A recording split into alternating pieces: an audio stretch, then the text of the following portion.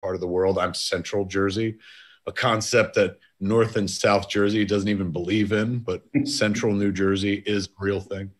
But still, at one point, they like, I never heard this, like when I watched it the two other times before over the course of the last 10, well, 20, the show's 20 years, it debuted 20 years ago last year. So there's a line at one point in like, I think season 4 or 5, where he mentions a restaurant from my hometown in New Jersey, a restaurant called Bars, Bahrs.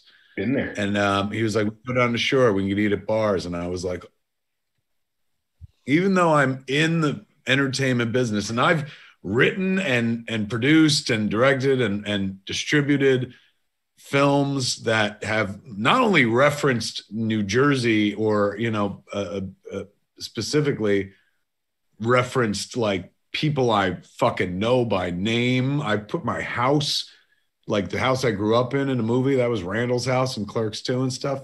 And yet still, like, because I wasn't raised in the entertainment business, because I came to entertainment because I used to just watch entertainment because I watched a lot of TV and movies as a kid. Still to this day, if you fucking, like, you could blow me out of the water simply by referencing a restaurant in my hometown where I'm like, oh my God, they know my hometown exists. This is so fucked up. It makes it real and shit like that. So silly. But I did that for most of the day. And then, of course, there was Wonder Woman to get to. And we'll deep dive on that in a second. But I was just so delighted to have something to watch with my wife that she actually watched like all the way through. Normally she gets up and fucking does laundry or walks around and like does it. She's got a Fitbit. So like, this fucker, all she does is walk like she's in the Lord of the Rings movies and shit. Just constantly moving around. It was good for her. You know, she's hitting like fucking 7 miles a day just within our house and shit like that. That being said, the constant movement means like, what happened? Who was that? Like, she's never really in for whatever we're watching. She's in and out of it. But Wonder Woman 1984, she was plopped down on the couch and there the whole fucking ride and stuff. And also not complaining like, oh, fuck this movie. Yeah. I had the twofer of, I think on Christmas Eve, we watched Tenet. And then on Christmas Day, we watched Wonder Woman 1984. Both of which were, I think, at least a good meaty 2.5 hours. In one case, I completely understood what I was getting. And in the other case, I just kept on wondering, am I this dumb all the time? Which one made you feel dumb? Tenet. Which one? Tenet? Tenet, yeah. Like two Warner Brothers movies. I guess we don't really have any news today. It's more like this is the Wonder Woman show, but it sounds like it could be the Warner Brothers show because I too have seen Tenet, so we could also talk about Tenet. We can. Should we lead with Tenet? Make them wait for the Wonder Woman. Yeah, good. Oh, what a fucking showman you are, man. What a good idea. Before we dive into that, I've been cleaning my office and I found like some shit. And I just wanted to share this with y'all, man. This is this is from Warner Brothers. Ooh, it is a Warner Brothers show. And it's from, I don't know if you can see the date there. Mm-hmm. The date is May 15th, Marc, of 1996. What I hold in my hand is a 24-year-old Warner Brothers letter. May I read it to you? Please do. It's not addressed to me. It's addressed to my agent, my then agent, Philip Raskin at Endeavor. At then Endeavor, long before it was William Morris Endeavor. Dear Philip, it's time for the rebirth of a hero. As you know, we are making a new Superman film, taking the world's most famous superhero into the 21st century. The enclosed collection of comic books forms the basis of the take outlined. We would love to discuss this with Kevin Smith at his earliest convenience. This was the storyline that I was handed. Ready? Mm-hmm. Alienated from the world he protects, convinced his relationship with Lois Lane is doomed, Superman is suddenly defeated and left for dead by the villain Brainiac, an intergalactic genius intent upon collecting the best DNA in the universe. Superman is secretly nursed back to health by his mentor Cadmus, only to discover he has lost his superpowers. As Lois mourns the loss of her love and Brainiac frantically searches for Superman's body, the Man of Steel returns disguised using a high-tech bodysuit to fight while he attempts to regain his superpowers. While battling Brainiac's henchmen Parasite and Banshee, Superman rediscovers his powers and his love for Lois Lane. In a final showdown, Superman destroys Brainiac and saves the world that he has come to call home. We look forward to hearing from you. Best regards, sincerely, Jen Perini. She was a Warner Brothers vice president of theatrical productions at the time. This is how I get to that fucking Superman story. Like, this is literally the path where it begins. Like, I had a meeting with Basil Iwanek. Well, here it is. That was May 15th. May 16th, here's an Endeavor letter that says, Dear Kevin, per your conversation with Basil Iwanek, Basil was a Warner Brothers exec. Now he's a producer. He produced like Argo, and he produces huge fucking movies there. Yeah, the John Wick movies. The John Wick movies, those are his, yes. But when I met him, he was like just a creative exec there at Warner Brothers. Enclosed, please find the script Architects of Fear, written by Charlie Haas, as well as the original Outer Limits episode on which the script is based. The project is set up at Warner Brothers with Tim Burton attached to produce. So that was the one that like they asked me to come in and talk about, and they sent me that. They were like, we're going to send you that script. And then I was like, what else are you guys doing? And they said, oh, we're doing Superman. And I was like, fucking Superman? Like, tell me about that. And so they sent me the Superman script to read, but not as you could come work on this, just as a like, check it out. But it says, also enclosed is material regarding a new Superman film. The project is also set up at Warner Brothers with Peters Entertainment attached to produce. I look forward to hearing your thoughts. My then agent, Philip Raskin. So this is 24-and-a-half-year-old fucking document that led to that to my fucking Superman story, to me writing Superman and then nothing happening with it, and me telling that story for like the next 20 fucking years and stuff.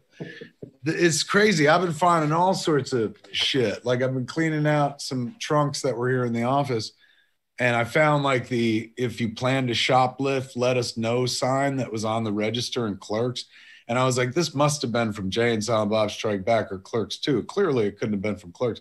But on the back is the Clerks shooting schedule, like fucking handwritten or typed on a piece of paper that says April 2nd. So I'm like, oh my God, this is the real fucking thing. But this is fucking kooky. And then, so this was all May 16th, May 15th of 1996. Then I got an inter-office memo here, also from Warner Brothers, that says the above listed screenplay is highly confidential and is for your eyes only. Please return it to me on Monday, February 10th, 1997. My office is building 2, room 131. And this was like the Superman script going into distribution. And here are the people that got a copy of the script: Michael Andreen, Bob Daly, dude, as in like Terry Semmel and Daly and shit. He's also on the list. Terry Semmel, Lorenzo Di Bonaventura. Lorenzo is the head of the studio at that point, or head of production. Bill Gerber, Tracy Glazer, Paul Golding, Rob Guralnick, Basil Iwanek, Jeanette Kahn. She was the publisher at DC. Tom LaSalle, Jen Perini, John Peters, he of the fucking the story. Diana Rathbun, Jeff Robinov. He had just joined the studio at that point. He would later become the head of production at one point. He'd been an agent. He was coming from the agency world. Courtney Valente and Lionel Wigram. It's so nuts, man. Like, these are the documents that, like, formed what are now like these stories that I tell. Oh yeah, I did this once. And like, it's nice when I find shit like this, because I'm like, oh, proof that it happened. Because so often it's just a story. And nobody's ever been like, I challenge the details of this story. I think you're full of shit. But like, I remember when that documentary, when Schnepp's documentary came out, like The Death of Superman Lives, what happened? I felt so fucking vindicated because Peters is in the documentary. And like, I'd been telling that story for like over 10 years at that point. And then people were like, that guy's worse than the way you fucking described him. And I was like, it just makes me so happy. Like, I know it happened. I found a fucking cover letter. I'm trying to find it now. Scott Rudin sent me Cavalier and Clay, like back in the early, the Amazing Cavalier, per our conversation, please find The Amazing Adventures of Cavalier and Clay, written by Michael Chabon. The project is set up at Paramount with Scott Rudin producing. And it was like, what are they called? Galleys? Mm-hmm. 3 volumes, this fucking thick, man. So at one point, apparently somebody was like, let's fucking, he knows about comic books. Let's see if he'll want to do it. Here's another letter, dude. I don't even remember this shit. April 3rd, 2000. Dear Phil, to Phil Raskin from Image Movers, from Jen Perini. So she had moved on to a different company. As Zemeckis' company? Image Movers? Yeah, I guess that would make sense, right? Mm-hmm. Listen to this, because I never heard of this shit. As discussed, here is the script to The Fly by Paul and Chris Weitz for Kevin Smith's consideration to rewrite and direct. You ever heard of this movie? Me neither, and apparently they offered it to me to direct. I want to go back in time in the year 2000 and be like, take the fucking job. Like, listen to this. The script is inspired by a 1959 comic book of the same name by Joe Simon, co-baby daddy of Captain America. As you know, Chris Rock is interested in starring. I could have made a fucking Joe Simon comic book movie in the year 2000, 10 years before this shit was popular again, with Chris Rock as my lead. Who knew? We are extremely excited about this movie, which we see tonally, tone-wise, as an action comedy in the vein of Men in Black with a dose of social commentary that makes it totally unique. And the script currently is a bit broad. Both we and Chris would like to make the comedy smarter and subtler. Why they came to me, I have no fucking idea. Again, because I was the person that talked about comic books. We'd also like to better define the world and the rules of the spider and fly people. More importantly, however, we'd like to know what Kevin Smith thinks. Best regards, Jen Perini. It was written by the Weitz brothers. I was not paying attention for most of my career. You know what I was paying attention to was it was a DreamWorks movie. It was set up at DreamWorks with Image Movers attached to produce and Chris Rock set to star. I was so busy paying attention to Kevin Smith movies that whenever somebody was like, hey, do you want to make a movie? I was like, what? And then one day somebody said it and I said, okay. And it was fucking Cop Out. Like, go figure. I feel like you should definitely keep all this shit organized because at some point there's going to be either the Kevin Smith letters that you contribute to some library on a university campus somewhere or an auction because you're broke and you're like, hey, you know what I need? I bet you I can get like a couple grand for this clerk sign. Let me tell you something. Here's a little bitter. So I found this letter as well from Endeavor. It's cover letter, came with a fucking script. I did not know this, what I'm about to read you. Not that I didn't remember that. Like, I didn't know. But based on when it was, May 15th, 2000, that would be us with the Clerks cartoon just about to fucking debut and then get killed. So that's probably where my head was. May 15th, 2000. Dear Kevin, excuse me, per our conversation enclosed, please find the above mentioned screenplay for Rat Race. The project, set up at Paramount, is being produced by Jill Tanner, Cotty Chubb, and Jim Jacks. Jim Jacks was a producer on on Mallrats. Jerry Zucker is attached to direct. This movie came out. If you respond to the material, Jerry and Jane Jenkins, the casting director, would like both you and Jason Mewes to play the roles of Blaine and Dwayne. Please look over page numbers are 5 and 68 and 69. Sincerely, Jonathan Perry. Now, I never saw Rat Race, and I'll tell you why. It opened on the same day as Jay and Silent Bob Strike Back, and it outgrossed us. Like on Friday, we were the #1 movie, and then on Sunday night when they put out the finals, we were like #3, and Rat Race like did better than us and stuff. So not only does it like fucking like, oh my God, we were offered a fucking role in something. Like, it's not like, you know, come audition. It's like, we'd like you guys to play Blaine and Dwayne. Me and Muse could have been in 2 movies that came out that weekend. Like, what a mind bender that was, man. It's nuts. So my point in all this, kids, save your shit. Like, you'll never know when it'll come in like crazy handy. They offered me A View from the Top to rewrite that. Remember the fucking Gwyneth Paltrow Stewardess movie? It's nuts, dude. I've been like tiptoeing through my past going like, this happened? This happened? Which says to me that I have had like, what a wonderful career I've had doing the things I want to do, making Kevin Smith movies, which haven't really amounted to much, but like, I fucking love them.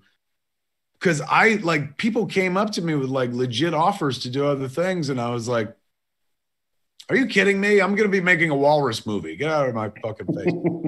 No regrets whatsoever, but like, you know, it's nuts. It's crazy. But to be fair, like I may not have known about some of these and stuff, but like there are ones that I've known about, which obviously, because I make the choices in most cases. But like the one that like I think about and never regret, and I don't think about it like, ooh, if only, but I do think about like being offered Good Will Hunting. And I knew that like I couldn't do it justice. I was like, why don't you guys just direct it? Because you guys wrote it. And they're like, they're not going to let us do it. They're barely letting us act in it and shit. And, you know, I was like, well, if I directed it, I would just be turning around to you guys the whole time being like, what did you see when you wrote it? All right, let's do that. Because I believe the writer is king. So I was like, no, I love the script, but you should get somebody like real to do it. And they loved Gus because like Casey Affleck had worked with Gus on To Die For. And so Ben and Matt knew him through him, and they were like, we love Gus. So Gus was like the absolute right guy and shit. But like there were moments where like, you know, to reference Gwyneth Paltrow twice in this podcast, in a sliding doors kind of way, like I could have had a different career. And I can't say that it might not have been more successful, but I honestly love the Kevin Smithiness of my career. The weird roller coaster. And it's not, at the end of the day, like in my mind, it's like this amazing roller coaster. And viewed from the outside world, it's probably more like those kiddie coasters that don't really do much, like, you know, at the fair and shit. It's not like lightning loops or some such shit. But at the end of the day, it's my fucking roller coaster. And I'd rather fucking build and ride my own roller coaster than fucking, I guess the metaphor fell apart, but you know what I'm getting at. I know what you mean. I mean, I think that there's also something lovely about the fact that, you know, and it's tragic in its own way, that it's really, really hard to have the Kevin Smith career anymore because they don't make movies that are just a dude has a story he wants to tell. It's, can you do The Fly? Can you do this? Can you do that? We're remaking this. Would you like to take a swing at that? And all of which could be great and lovely and wonderful, but they're never your things anymore. So true. I thought you were going to say it ain't possible anymore because I locked the door behind me once I got in the room, man. I covered the path. I was just like, fuck, I'm here. Fuck everyone else.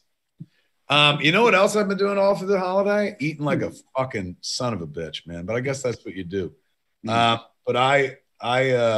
yeah, it's time to stop that. Fuck, I've been having far too good a time with food. Vegan though it may be, a lot of it has sugar in it and stuff. So I'm also gobsmacked at how much of that stuff is actually paper that you're saving, you know, because I even as late as like 2000, like motherfuckers were sending emails. Like lots of shit came in emails. It's not like some brand new invention, but you still got full on hard copies of shit. Yeah, it's crazy, man. I've here those are like letters, like they were printed and then put on top of fucking scripts and stuff. I got shit here. These are faxes that are heat transfers, old rolly paper and shit that then had to be cut and stuff. Like the dates on these faxes are January 6, 1997. They're like screening reactions to Chasing Amy, like in advance of us going to Sundance. They start showing it to like some of the long lead magazine press and stuff. So like Elle and GQ and stuff. I still have this shit. Like I fucking keep it all, man. You know what I found, which was delightful, was the coverage that a studio person did. Ooh, I got it right here. The studio person, you know what a studio job, I don't know if they do it anymore, but remember coverage where some fucker would read your script and then write a book report on it essentially because people at the studio were too busy and couldn't be bothered to read an entire script. So they would read the fucking Cliff Notes version of that script, and it's called coverage. This is coverage written in October 16th, 1996, written by Susan Craig, story analyst Susan Craig, based on my 45-page treatment for Superman Lives. So not the script, the treatment. And this is the one-liner. Like it says, Superman Lives by Kevin Smith. Type, meaning type of movie. Action, adventure, comedy, romantic. Locale and time, Metropolis, Los Angeles, other planets, contemporary. Theme, Superman battles Brainiac, who teams up with Lex Luthor to kill the Man of Steel and subjugate the Earth. But Superman has friends. He's aided by shape-shifting Eradicator, who guides him like Dad Jor-El, and his true Lois, who leads a rebellion against Luthor's attempts to strip their freedoms and destroy their hero. Fucking that movie sounds dope. So most of it is like a book report that breaks down my old Superman script. But then when you do coverage, there always comes the opinion part. This is what Susan Craig wrote about Superman Lives in 1996, October of 96. Ready? Kevin Smith is an inspired choice to relaunch the Superman franchise. Why the fuck isn't Susan Craig running shit at Warner Brothers, Mark? Clearly, this was a woman ahead of her time. She saw the future in this document. In his own rebellious, rock and roll, human-oriented way, he has succeeded in reinventing the Man of Steel by reminding us of what a hero is and why we need one. In every way, this treatment is a tantalizing promise of good things to come. Lois smartly knows Clark Kent is Superman. They want a family but need to find the time. Superman feels welcomed by Earth's acceptance of him, even though he's an alien. His affection for his adopted home is clear, convincing, and even moving. Now the battle is to keep fascists out of power and freedom in sight. Even the Daily Planet suffers at the hands of the villains who fear the truth of their exploits will be exposed and therefore go after Lois and the free press. The struggle is to keep Brainiac from overtaking the world via mindless technology while trickster Lex Luthor works in tandem to fool everyone into believing they need protection from a false enemy while he shields the sun and becomes the lone source of energy for sale. Streamlining the story allows the collision of forces to stand for more. We now see via Lois and Jimmy's rebellion that Superman stands for the spirit to keep the world safe. One of the most appealing aspects of this treatment is the balance between human elements and huge hardware action type elements, between suspense and humor, between battling the bad guys and watching intriguing relationships like Superman and the Eradicator and Superman and Lois unfold. Because this story grows out of likable characters who share convincing ideals, this one has a Star Warsian greatness to it. Susan fucking Craig, Mark, is the smartest person in Hollywood. This was in 96.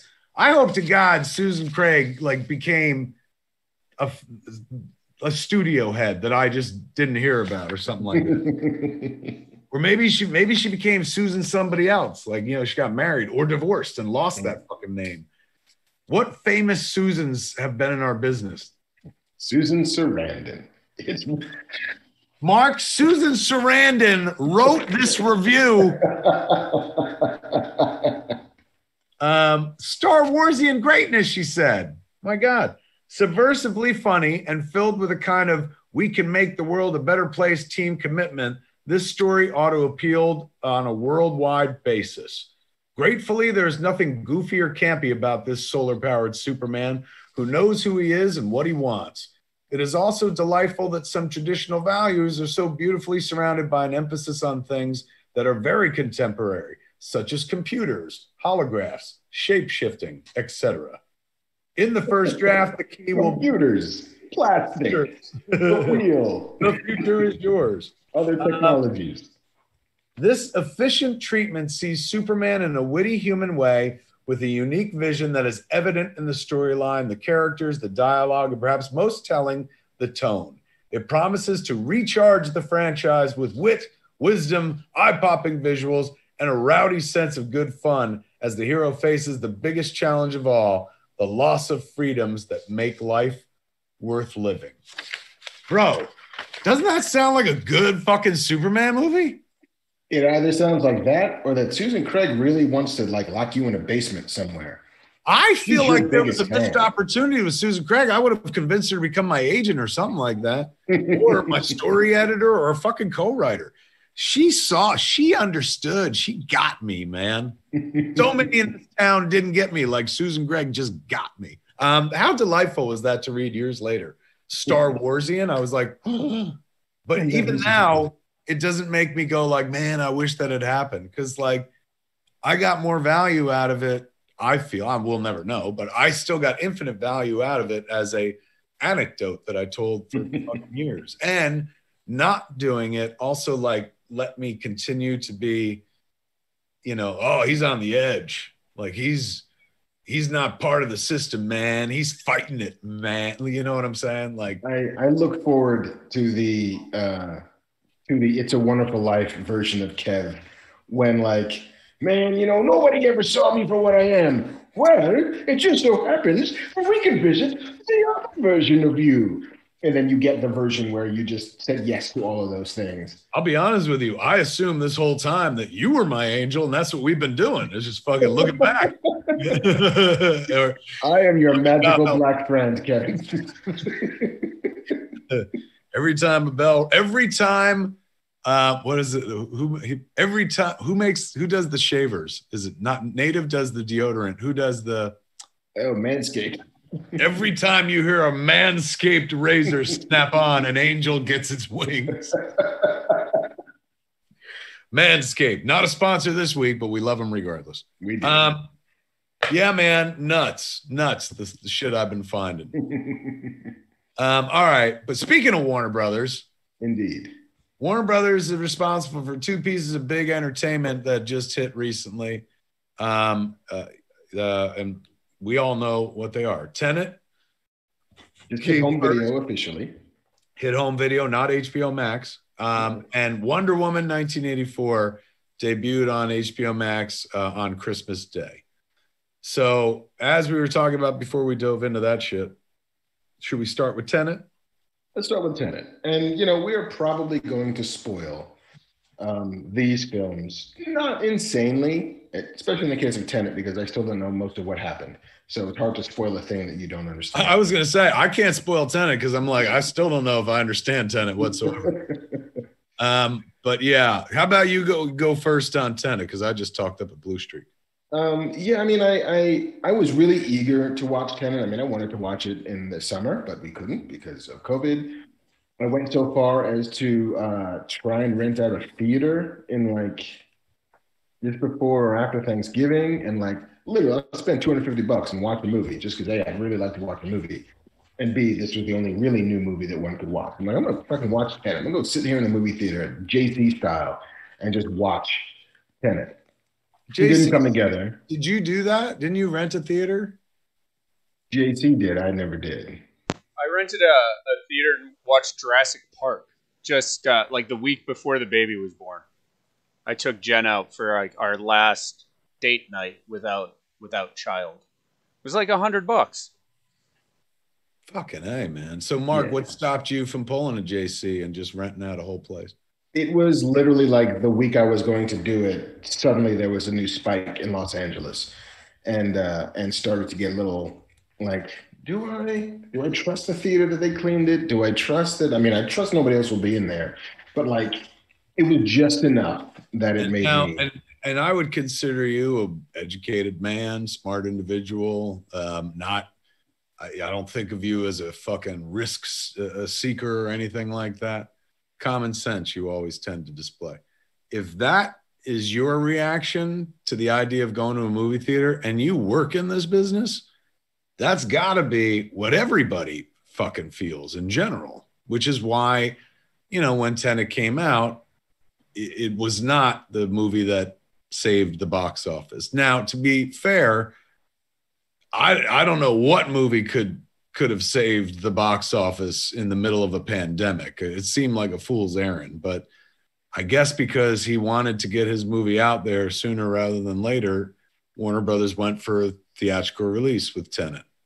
They did, and the more I watched Tenet, the more I thought about it, the more I was kind of, I'm not going to say angry because angry is the wrong word, but the idea that this is the movie that would have saved movies is kind of insane to me because watching it, it is so cerebral and not in a clear and concise and well explicated way. Like I got no problem with smart movies. I got no Right. problem with movies that ask a lot of me, but I need a movie to meet me halfway and kind of at the very least tell me what it's about. And I kept on thinking back to Inception, which is, another Christopher Nolan kind of mind bender, where, what's this about? It's about we're in the, we can go inside and out of dreams and we can travel throughout them and we can manipulate thoughts within them. But there are scenes that just tell you what they're doing. Like here we are, me and then Ellen Page.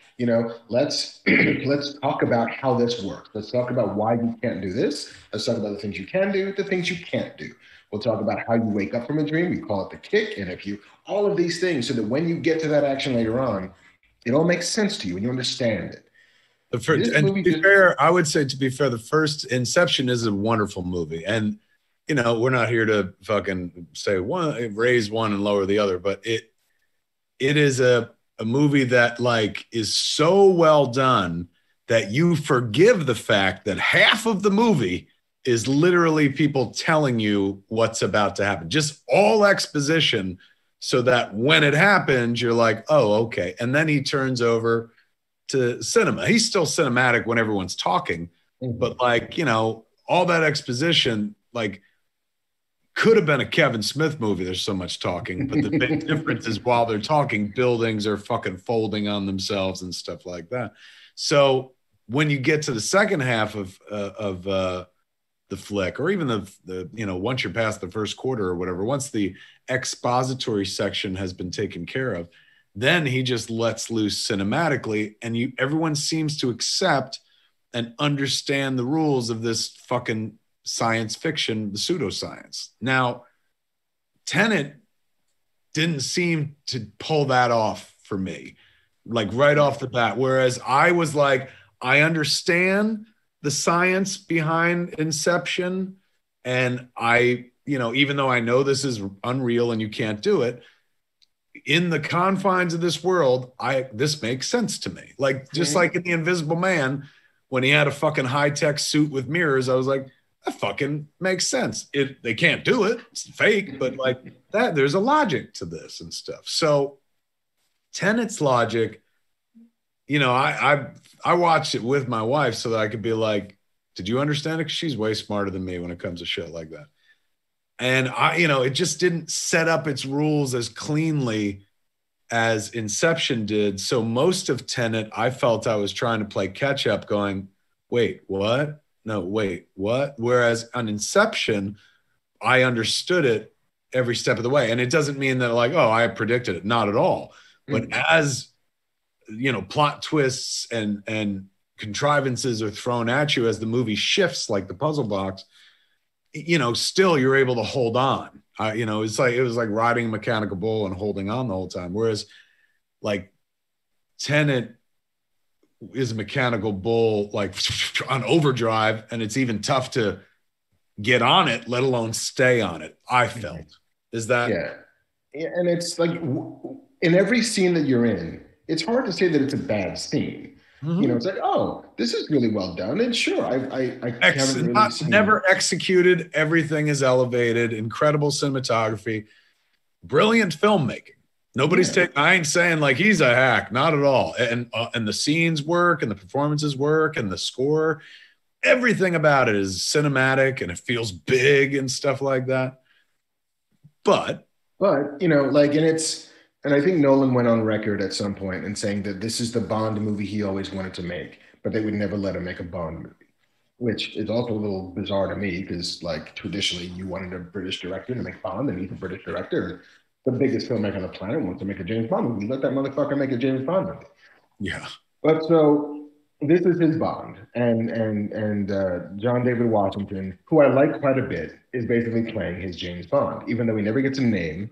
He's just the protagonist, even in the credits, which, you know, I call a little bullshit on, but whatever. But Bond movies very clearly, A, tell you who your main character is, and then M will sit him down and say, well, Bond, there's a guy in Sweden who loves gold, and so he's stealing all of the world's gold, and we need you to stop him. And he'll say, well, what's the problem? Like, what are the stakes? And he'll say, well, if he crashes the world economy and he's the only person who owns the gold, then every government will be beholden to him. And you're like, oh, shit, that's bad. You should go do the things now, James Bond. And then off he goes. It's the same scene in Raiders of the Lost Ark when you lay the pipe of, tell me, army men, what is he after? Well, Hitler's digging in the desert, looking for this. What is this? That's why we're here to talk to you. Ark of the Covenant. Oh, shit, the army that holds the Ark before it is unbeatable. I get it now. There's no such scene in Tenet. So it's like, why is he doing these things? Why is he chasing this lady into, you know, India? Why is he going here? What is this turnstile about? And Kenneth Branagh is clearly playing the big Bond villain, but we don't know what he wants either. It's like, does he want his family back? It doesn't seem like it. Does he want power? We're not sure why. He's already got the giant yacht, so what does he need? And then they start talking about inversion and entropy and being able to reverse the flow of time, and there's a temporal war. It's like, but what does that mean? How does that affect the average person? How does that affect your hero? And I kept on asking these questions, and the film seemed uninterested in answering them. And I got a comment here that I just have to share real quick. Eric Mai said, we could tell when Kevin is reading the comments. They caught me. They caught me because I mean, you were easy to follow, but the movie you were talking about, less so. And so I was like, well, let's see what they're saying in the comment section. And that's kind of how I felt like through most of the movie. I'm like, everyone's fantastic at their jobs here, but in service of what, I'm not sure. Like the story, who was here? I hate to be this type of idiot. Who was, and spoilers if you haven't seen Tenet, folks, who was the bad guy? Who was sending the bullets back through time? Unclear. You know, there is some other version maybe of Kenneth Branagh who's doing this shit, but it never becomes clear. It can't be him because he's meant to be on the boat. Like we didn't see the looping moment where he was the guy. I don't know. It was honestly, as you were describing it, as you were talking, I was like, oh yeah, that did happen. It's not to say that like it was forgettable. It wasn't, but I don't remember much. You know what I'm saying? I remember the plane going through the building and being like, well, that looked fucking expensive. And And I I think remember, Nolan was so enamored with the like, look at backward shit, which I imagine is really hard to shoot and really hard to execute. But on screen, it's not that cool at the end of no, the day. Not no. after we just Also, saw the Avengers kick Thanos' ass in a dozen different ways. Like, this is just, and did he, I didn't follow closely enough. Did he made people go in reverse in real life? He didn't just reverse the film? I think there's a mixture of both of those, but I think a lot of it is like we're reversing the film and then we're shooting another plate where our hero is going forward through time and then the background is going backward through time. And like this building is exploding while it's being rebuilt because time is all like matching on and up against each other, which from an academic perspective, like, oh, that's impressive. And I imagine it was really hard to produce. And I imagine other filmmakers are like, how did you do that? But the Mhm. audience is like, oh, that car is just driving backwards. Like, That's the thing. Like, I'm a fucking filmmaker, not a good one, and not nearly as good as fucking Chris Nolan, of course. But I'm sitting there watching the movie, going like, they couldn't have just ran the film backwards to accomplish this shit? Like, it's because that's what it looked like. At the end of the day, it didn't look like, oh, this is fucking like, like when I saw T2 and I saw the fucking, T1000 fucking morph for the first time. I'm like, holy fuck. Like, this just had the effect of like, they're driving backwards, I guess, or they're running the film in reverse. Yeah, it was yeah. And I couldn't figure out, not, when a you're movie right. aims. It just wasn't. Going in reverse is not impressive enough to sustain a whole movie in 2020. Like maybe in 1960, if you were like, look at this shit, everyone's going backwards, people would be like, whoa, holy fuck. Because you're talking about people who in a couple of years, they'd be like, TV can be in color too. So like technology, little builds like that would blow their mind. But like watching people go backwards in 2020 didn't fill me with a sense of wonder. Like, and again, I'm not like saying it ain't Inception, but like Inception's visuals were incredible and trippy and like sucked you into the movie. But even in the trailer, when they showed things happening in reverse, it didn't grab me where I'm like, I gotta see that shit. Mm-hmm. But like watching Paris like loop in on itself in Inception, like, oh fuck, that's cool. And even just the basic idea of Inception, which is I get to walk around in other people's dreams. Like there's a sense of wish fulfillment there. There's a vicarious sense of I wish I could do that on the part of an audience. And in this, it's like I wish I could drive backwards, I guess. What's also really strange too is that I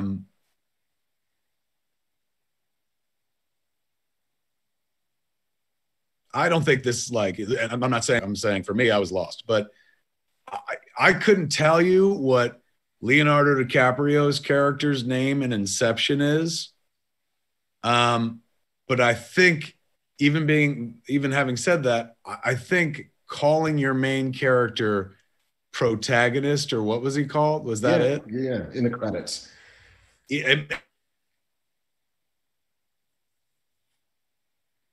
And even, the whole movie kept going, I'm the protagonist. Mm-hmm. Like, it just, I don't know. It felt like there's an academic remove there to some degree. Did I freeze? Yeah, I mean, and he's got no emotional drive. Like he doesn't want anything, Like he learns some stuff, but he doesn't change as a result. It's very James Bond because Bond also doesn't learn anything or grow at the end of any one of those movies. Mm-hmm. But Bond is cool, Like James Bond is just super fucking cool, like unmistakably cool. And protagonist, he's not that cool because he doesn't actually do cool shit. Cool shit happens around him all the times, and occasionally that's up for debate. But he's not the engine of that cool the way that Sean Connery or Daniel Craig or Timothy Dalton or Roger Moore was the reason why those movies were cool. And without that, it's just a guy kind of walking through shit. I'm happy for him. He gets to make whatever he wants to make, and God bless. That's awesome. And like it's, as we said, it's not like you look at the movie and go like, fucking, they're all a bunch of hacks and jerks. No, everyone's working at the top of their craft and shit. It just, at the end of the day, it didn't. I don't remember that much about it. It didn't leave a lasting an impression. And it's not me going like, and therefore it's bad and wrong and sucks. Not at all. If you haven't seen it, I suggest seeing it. You can see if you're as befuddled as I am, or see if you're smarter. I've seen lots of people online who are like, this is fantastic. Nolan at his best. So clearly, standards, mileage may vary, as they say. And again, it's not meant to be like, this ain't Inception, but I think Inception still, for me, feels like his most ambitious and most successful movie. His movie. Like the Batman movies, I understand he wrote and directed, but that's somebody else's IP. I think of films like Tenet and Inception, Interstellar, like that's The Following, Memento. These are Chris Nolan's like true films, the ones that come from him. And I don't want people out there being, oh, he said he didn't fucking direct Batman. No, of course he directed the fuck out of those movies, but that's somebody else's shit. He just got to tell really cool stories with somebody else's characters. But Nolan's repertoire of non-Batman stuff clearly is his headcanon stuff. That's what's in his head and heart. And, he's still done way more better films than not. He's still fucking king and stuff. But this one, I'll tell you this much. When the credits rolled, I was like, I'm glad I watched that here. I think I enjoyed it much more watching it in my home than I would have if I was at a theater, especially if I'd gone out like in COVID and shit. And then I saw that. It would have made me judge the movie on a different level altogether, where I'm like, I risked my life to see this. Like, whereas watching it at home in the comfort of my home, I was like, totally watchable movie. I kept wondering how it would have done if there hadn't been a COVID. Like if there had just been, if this 2020 was a regular year and you had your standard like parade of blockbusters from, March all the way until August, how we would have found the experience of watching Tenet in theaters after having seen shit like Black Widow and Fast and the Furious 9 or 8 or wherever we are, after we had seen some like real giant fucking explodo blockbusters of the movies, and then got to this and been like, oh, well, it's interesting, but I don't know if it's like, I got to tell all my friends to go see it, because I don't know actually what I'd be telling them to go see. I feel like word of mouth on this might not have helped it in theaters. And word of mouth, and good word of mouth, is the only way you make $1 billion, is by people like loving it and telling other people to go see it. And I don't know if this movie gets that. Anyone know what he's doing next? I don't think so. I mean, he's crazy secretive about these things. Like, I think we only discovered what the hell Tenet was when we saw a first trailer for it, or when like Pattinson let slip that he was in a Nolan movie. Marc Andrezak said, what is your favorite Chris Nolan movie? Not counting the Batman movies. I think we maybe pushing those aside. Right. I think I like Memento. I think at its core, that emotional story of this guy looking for the murder of his wife because it's all that he has left. And spoilers, he discovers it and then changes it so he can keep looking for this murderer. It's just so sad and just so, it's haunting that it's just a mystery that's kind of played in reverse. And you realize, again, his fixation with bending of time is right there from the jump. But I think it's emotionally and even story logic wise, it's the one that holds together for me the best. I think I'm an Inception guy. I like The Prestige a lot, but I also remember being like fucking, what? Confused by The Prestige. I thought I didn't like see the twin coming, spoilers, because I was like, oh, you're allowed to cheat? I didn't know that. Like, if I'd known that was possible, I might have guessed secret twin, but like, but I think Inception is just brilliant. And yeah, when you factor in the Batman stuff, like The Dark Knight and Batman Begins and Dark Knight Rises. You know, that to me is like the mark of his brilliance. I love his movies that he's done, like the ones that come out of his head. And I mean, they all come out of his head, but his movies. But where I think he was incredibly successful was, you know, taking what could be considered fairly goofy IP, you know, of like, there's a guy who dresses up, and turning it into a cop movie. He turned it into a cop movie where the cop just happened to wear like this protective fucking suit and a cape and stuff. Made it like real serious, made it believable. You know, like we were coming off the Tim Burton, Joel Schumacher era of Batman. Then I'll never forget seeing Batman in 1989 in a theater and being like, oh my God, it's so dark and realistic. And then when you get to Batman Begins and then later, even better, The Dark Knight, he creates this like world where you're like, this shit could really fucking happen. Like, oh my God, this is what it would be like. And that I'll forever be grateful for, because it, you know, preached the gospel of Batman to the masses, but in a practical way that could let the character live on. You got to remember, this was all in the wake of the George Clooney Batman, the, you know, Joel Schumacher Batman and Robin.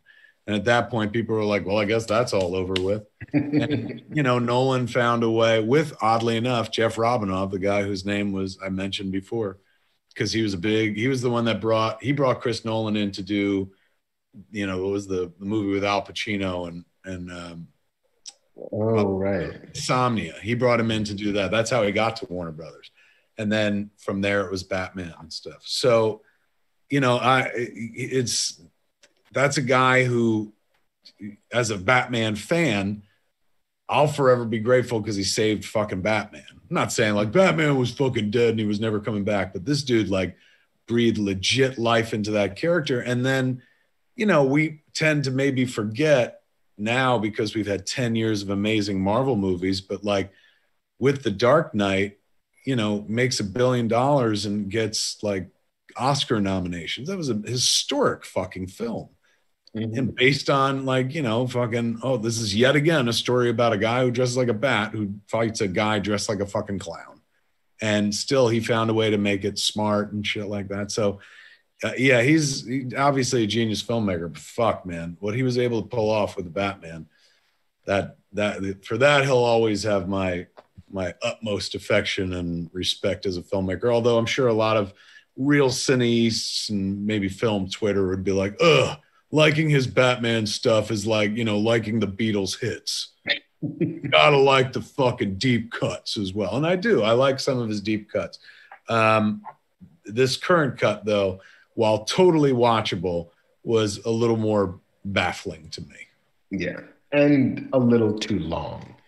It was like 2 hours and 40 minutes. Which at home, like, you know, I'm an editor at heart, and you know, in my stuff, I'm ruthless. I take out and throw out fucking left and right.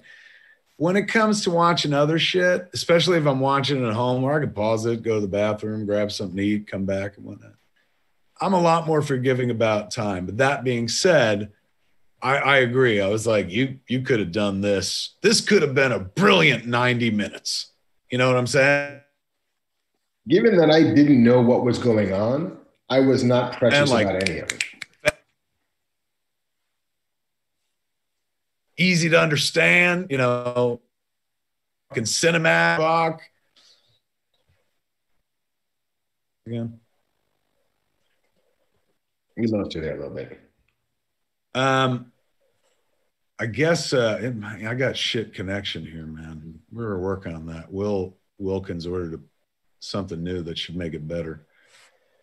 Well, I mean, it seems as if Batman is a pretty good transition if we wanted one. We should. We might as well transition now. There's another Warner Brothers movie, kids. You know what? I got to close my YouTube window because I'm wondering if that's fucking with our main broadcast as well. Sorry, kids. I can't read the comments because my internet is weak. You would imagine you know, the fucking guy who made Mallrats and who lives and breathes pop culture and shit and who hosts internet shows from his home would have a better signal, but no, not at all. You're right. Speaking of superheroes, the superhero movie came out, man, the biggie, the one everyone's been waiting for, the one that's history in the making. As I said to my wife as I pressed play, I was like, we're watching history in the making right here. It will change our business one way or another because this is a big ass theatrical release that is opening right now in theaters. It's playing, but also debuted on HBO Max. Now, day and date is not a new thing. People have been doing that for a while, but this is a different kind of day and date in which the studio is going to be able to profit from the theatrical release, but also from their direct to consumer customer base because they have their own app now. So it's win-win in their case because they're like, we'll get you at the theater and we could also get you here on our app. It'll make you sign up. That's the thought, the theory. Mm-hmm. So a big deal when they decided to put Wonder Woman on HBO Max. A big gamble. I don't know financially if it's paid off. We saw their subscriptions take a jump, so maybe. But really, you know, aside from the cinematic historical significance of the release, we had another DC superhero movie come out. Indeed. One that's a sequel to one that was unexpected, although I don't know why unexpected, but an unexpected fucking $1 billion hit. And so the first one took place in World War I, which I remember going into the movie. I was like, why would you do that? That's the boring war. What the fuck? And, you know, yet they did a really compelling movie. It was charming as fuck, fish out of water story, a little bit like Splash, as this lady from an exotic fantasy land comes to the real world and stuff in the middle of one of the most brutal wars ever fought. We got to see the hero defined. We got to see incredible sequences like her fighting through no man's land on the battlefield. It had a big fuck off explosion ending. I want a big explosion kind of ending where she fought Ares. I think that's where things got weird and whooshy and very like there's a floating ring of garbage in the sky. We got to stop it. Yeah, kind of standard. But it was an amazing flick, and the movie made a bunch of money, and everyone's like, we're going to make more of this. And so Patty Jenkins, who was behind Wonder Woman and did a hell of a job, has been making for the last few years Wonder Woman 1984, and it debuted on HBO Max. My experience in watching the movie, as previously mentioned, my wife watched it with me, and that never fucking happens when it comes to movies like this. And she loved it. She was like fucking applauding, fucking cheering. She was the living version of the Leonardo DiCaprio meme pointing at the screen the whole time, holding their beer like. So that, you know, that it's, even if she wasn't in the room, I think I would have had the same experience. But like, I enjoyed the fact that she enjoyed it so much. I found it to be absolutely joyful. Start of the movie calls to mind a big homage to both Donner's Superman 1 and whoever got credit for Superman 2, but really it's Dick Donner as well. Like reminded you of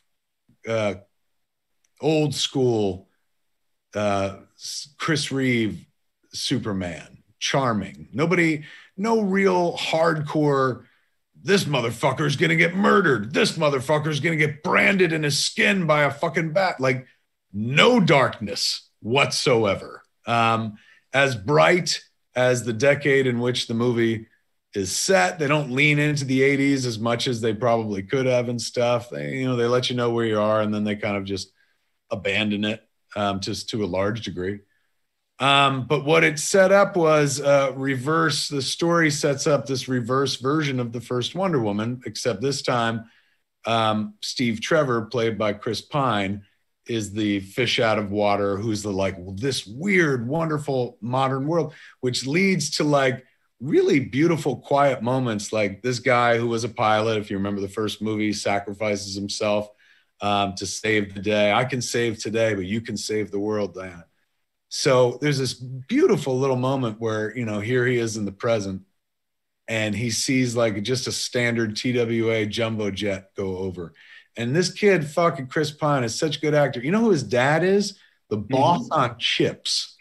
Like not even Ponch or John, but the boss on Chips. It was like, get on your bikes and go do some shit. This kid is fucking wonderful, man. And like I'll watch him do anything, including my wife. I wouldn't be insulted in the least. I'd be like, he'd do that charmingly.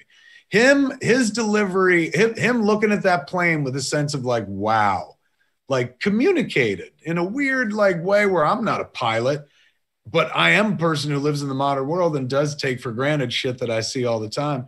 And I thought that moment was so completely well played, and it was practically dialogue free. He also has one of my favorite fucking moments in the movie, one I had to go back and rewind because it made me laugh out loud, was when they're doing the fashion show and he goes, who would wear this? Oh my God, he was so good. And when he talked about like American issue bag, like for the fucking fanny pack, he was so charming. Their little story was absolutely charming.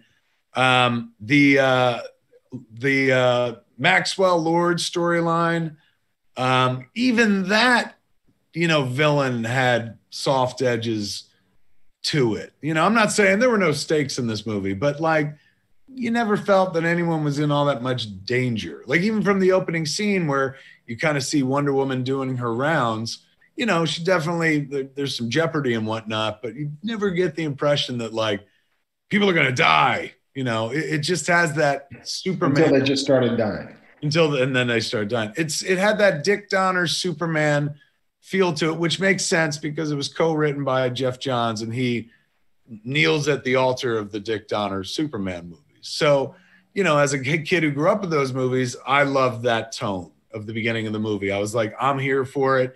When Diana winks at the little girl in that Kurt Swan Superman way, I was like, I'm so fucking here for this. This is absolutely wonderful. I'm a kid who grew up watching Super Friends. So when they announced that Cheetah was going to be the villain, I was like, rock on. When they announced that it was going to be Kristen Wiig doing it, I was like, oh my God, this is going to be amazing and stuff. I was delighted by Cheetah. In terms of having to balance a couple villains, which for some reason they always like to double up on the villains and sequels and whatnot. So you had a Maxwell Lord storyline and you also had a Barbara Minerva / Cheetah storyline that blended fairly well. Never once was I like, none of these motivations make sense. Like when Barbara went bad as Cheetah, kind of makes sense within the scope of the story as to why she's like, she's got things that she wants. She don't want to lose her fucking powers. Having her get power by way of being like, I want to be like her and not knowing that she's Wonder Woman, but getting those powers anyway, I thought was really cool. I thought Maxwell Lord's backstory, which they eventually get to, is interesting and new. I thought the romance between Steve and Diana was wonderful, albeit weird because of its origins. We'll get to that in a minute. I didn't mind her being depowered, getting cut by bullets and shit. And I saw a lot of people online were upset because, she's been fucking training her whole life. Cheetah's been Cheetah for 10 minutes and she could beat her? What the fuck? But, that wish fulfillment thing, they kind of made it clear that like one takes from the other. So as Barbara got more powerful, Wonder Woman got less. So like, I buy that. I didn't bump into that at all. I didn't honestly bump into much. I had a fucking blast with this movie. It's definitely a flick where, we were talking about Inception, where you understand the pseudoscience and you're like, well, all these rules make sense and stuff. This movie had something that I initially, I had to pause the movie and turn to my wife and go like, look, I ain't bitching. This ain't a complaint. And I'm not shitting on this movie by any stretch of the imagination. I said, but I will say this. I will go with all of these movies. You show me someone with a superpower. You show me some fucker flying. You show me some fucker who can like live at the greatest ocean depths. Motherfucker with a bat wing and gadgets. Like I will go with you everywhere. When you say magic rock, like oddly enough, I've got a bias, like a real bias where I'm like, well, that can't happen. And it doesn't seem to apply to all the other shit, which couldn't happen either. But it's just that one, like, what do you mean there's a wishing rock? Like, you really want to put all your eggs into the wishing rock basket? That being said, I also remembered the first time I saw Avengers, I bumped into what I called the Loki Pokey stick. Because, you know, he's taking over people's fucking minds and shit. And I was like, are you kidding me? As Iron Man made a lot of sense. All these movies make sense. You can't fucking put some magic fucking mind control stick in a movie and expect me to just go along with it. And then, of course, we found out it housed an Infinity Stone later on and shit like that. And then I had no problem. Like later on, I was like, oh, it's an Infinity Stone? Well, of course he could control men's minds. You didn't name it right. Then the science made sense, Mark. So when the wishing rock was introduced, I was like, dude, come on. We couldn't have figured out another way to get all this shit going other than a wishing rock and stuff. But then I says to myself, she is a goddess who was formed from fucking clay with, you know, fucking superpowers, and she fought Ares, the god of war. So, like, you know, spirituality, magic can totally fucking work. And so I was like, you know what, I'm gonna check my bias and go with it. And I was glad I did, because I felt like they made it all make sense within their magic rock story. Like, where I was like, you know what, okay. And I also had to stop and be like, look, every superhero movie is somebody's first superhero movie. And Wonder Woman is, like, you know, a character that we've all known for years through TV and comics and cartoons and stuff. But she's enjoying this whole new generation, you know, of people being like, this character is amazing. And holy shit, give us more fucking Wonder Woman and stuff, including a whole young audience of little girls who generally, you know, maybe aren't so into this shit. And then, you know, as we see in the opening scene of Wonder Woman Alone, just like how they keep cutting to the little girl who's like, wow, you know, you got to know your audience. And they happen to know that there's going to be a lot of little kids, and particularly little girls, aspiratively looking up to Wonder Woman and stuff. And that being said, like, I didn't feel like, oh, this movie is for children, but I'm like, well, it's a comic book movie that's like, after, you know, good 10 years of dark DC movies, they're actually lightening up and being like, hey, our origins, we started the superhero movie with fucking Superman the movie, and it was light and fun. And, you know, yeah, there were stakes, but, like, you know, it was about truth, justice, and all that good stuff and whatnot. And then, you know, there was an arms race to make the movies more realistic and whatnot. Chris Nolan, of course, making one of the most realistic comic book movies ever made. And then Marvel being like, hold my beer, and finding a way to make unrealistic fucking nonsense feel like realistic and whatnot. Like, you know, mind you, I have no problems with anything that happened in Avengers Endgame. Like, you know, I can't think of a single thing. And those Infinity Stones are essentially magic rocks, but I don't bump into that because I'm like, they're Infinity Stones. There's science behind it. So I don't know. I let that go, and I was glad I did, because I felt like they balanced their ship within the magic rock story. It's not what I would have done, but let's be fair, Mark, most of these movies are not something that I would have done. So I don't hold that against movies when they do something that I wouldn't have done. I base it on what they did do.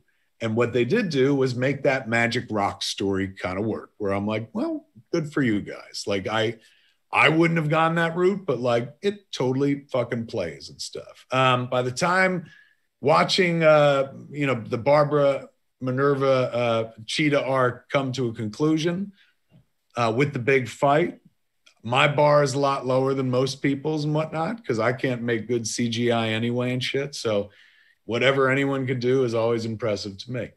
That being said, like, I saw some people online being like, what the fuck? Like, this don't look good at all and shit, in terms of their fight or in terms of the look of Cheetah herself. I come from a different place where I'm like, I used to watch the Super Friends every fucking morning on Saturday. I can't believe there's a fucking cheetah in a movie, let alone, you know, fucking they're doing this version of Cheetah where she's changed to her animalistic kind of appearance or something like that. Like, you know, I grew up in a world where that was never going to happen. Like, you were lucky to get Batman and Joker when they felt like giving it to you.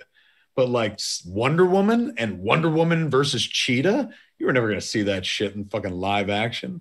And now we live in that world. So when Cheetah, you know, pops up on the screen in full Cheetah regalia and they start going at it, like, yeah, maybe there are some moments where the CGI is a little rubbery and they keep things very dark and whatnot. But I was never taken out of it. I was never like, oh, this ain't it. I was like, you know what? This is great, man. They're fighting. This is what I wanted. I wanted to see Cheetah versus Wonder Woman. They started as friends. I understand why they're not now. I understand this one wants to hold on to her power and stuff, and this one just wants the world to be a better place and blah, blah, blah. So, you know, I didn't seem to have as much a problem with the Cheetah effects as others had. My one question, though, it's one thing to be like, you know, I want to be an apex predator, and I don't know anybody who thinks cheetahs are an apex predator. But that being said, I loved her whole, like, I want to be like something that's never existed before. Like, all within the Wishing Rock storyline, it all tracks. But with all of that, if you get, you know, your animal fucking superpowers and you become unlike anything that's ever been on Earth before, do you really need a tail? And again, I that didn't destroy the movie for me, but like, you know, it seemed like the only reason Cheetah had a tail in the movie is because Cheetah's got a tail in the comics. But like in the comics, it makes absolute sense. And as I was watching the movie, I was glad she had a tail because I'm like, that's comics accurate. But the whole time, you know, because I watched the fight the first time and then all the way to the end of the movie, and then I went back and just watched the fight again. And the whole time I watched the fight the second time, I was like, the tail is a real like liability in any fight, let alone a fight with a goddess like this. So like, but then I was like, that ain't, you know, that was just me getting lost in some thought. The one thing I did bump into in the movie plot wise, Mark, is, and it's not enough that it didn't derail the movie for me, but I sat there going, spoilers, folks. Obviously, we're spoiling the fuck out of this movie because we're reviewing it. But to get Steve Trevor back, you essentially have to do Steve Martin, Lily Tomlin, and All of Me, correct? According to the squishy rules of this movie, even though it's a magic rock giving magic wishes. True. But the whole world was not seeing Chris Pine, correct? No. They were seeing the rando who Chris Pine took over. Yes. She has a line where she says, all I see is you. Mm-hmm. And he's in the mirror and you see him and the other guy. So the whole world sees that other guy. Right. The other guy, as we learned by the end of the movie, didn't seem to know that he was taken over by Chris Pine. So essentially Steve Trevor's ghost possesses this man, correct? Yes. Or let's say quantum leaps into this man. What happened on Quantum Leap? Where when Sam jumped or leaped into a body, where did that fucker go? I don't know if they ever explained it beyond like he's subsuming that person's personality for a temporary mission to right the wrong or to put him back on course or whatever it was. Then I suggest we do a remake of Quantum Leap in which we make clear that whenever Sam leaps into somebody, their soul leaps directly to hell and and is burning and tortured for that time that Sam's on the adventure. And now we know what Sam doing up top is important, like saving Kennedy and shit like that. But still, an innocent soul has to burn in hell for that hour-long adventure or however long Sam is in the body and shit. That's a quantum leap that I think we could all get behind. But that being said, if she did indeed, if they're using the rules of Quantum Leap and Steve Trevor quantum leapt into this dude's body, this dude had sex with Wonder Woman. Yes. At least once. At least once. That's what I got out of it. I was sitting there watching the movie going, wait. She may see Chris Pine. Like, I'm sure when my wife fucks me, she sees Chris Pine as well. But at the end of the day, it's me. And so you're there. You're behind the wheel. Oh yeah. And if somebody was taking pictures from outside the window, they would not be like, oh, Kevin Smith's wife is fucking Chris Pine. They'd be like, Kevin Smith's wife, unfortunately, is still fucking Kevin Smith. So that was a weird moment when I pieced that together where I'm like, and then she bumps into that dude in the street at the end of the movie and doesn't have the decency to be like, P.S., we had sex. Yes, I raped you a lot. I'm sorry. You might have chosen me. Probably would have. I mean, look at me. But really, you were trapped in quantum leap hell. And I was having at it with my old boyfriend in your body. It's a weird notion to introduce into a movie where, again, as we said, as depicted in the first scene, there's a little girl going, wow, like, you know, it's a one thing that I was like, what a strange concept for some parent to have to explain to their kid. But like, wait a second, who was that other man? And they're like, well, that man was the man that Steve Trevor, he jumped into his body. And so wait, so was she kissing that other man? You know, I'd be like, kid, she was doing a lot more than fucking kissing. The implication is they fucking did it hard that night. You woke up the next morning, they were in bed together and shit. So a weird notion. Did you notice that as well when the movie was happening? I kept on wondering, in this movie, where there's a magic rock granting wishes, which itself is not science at all. It is full-blown fantasy. Fantasy. Why couldn't the fantasy just have Steve show up?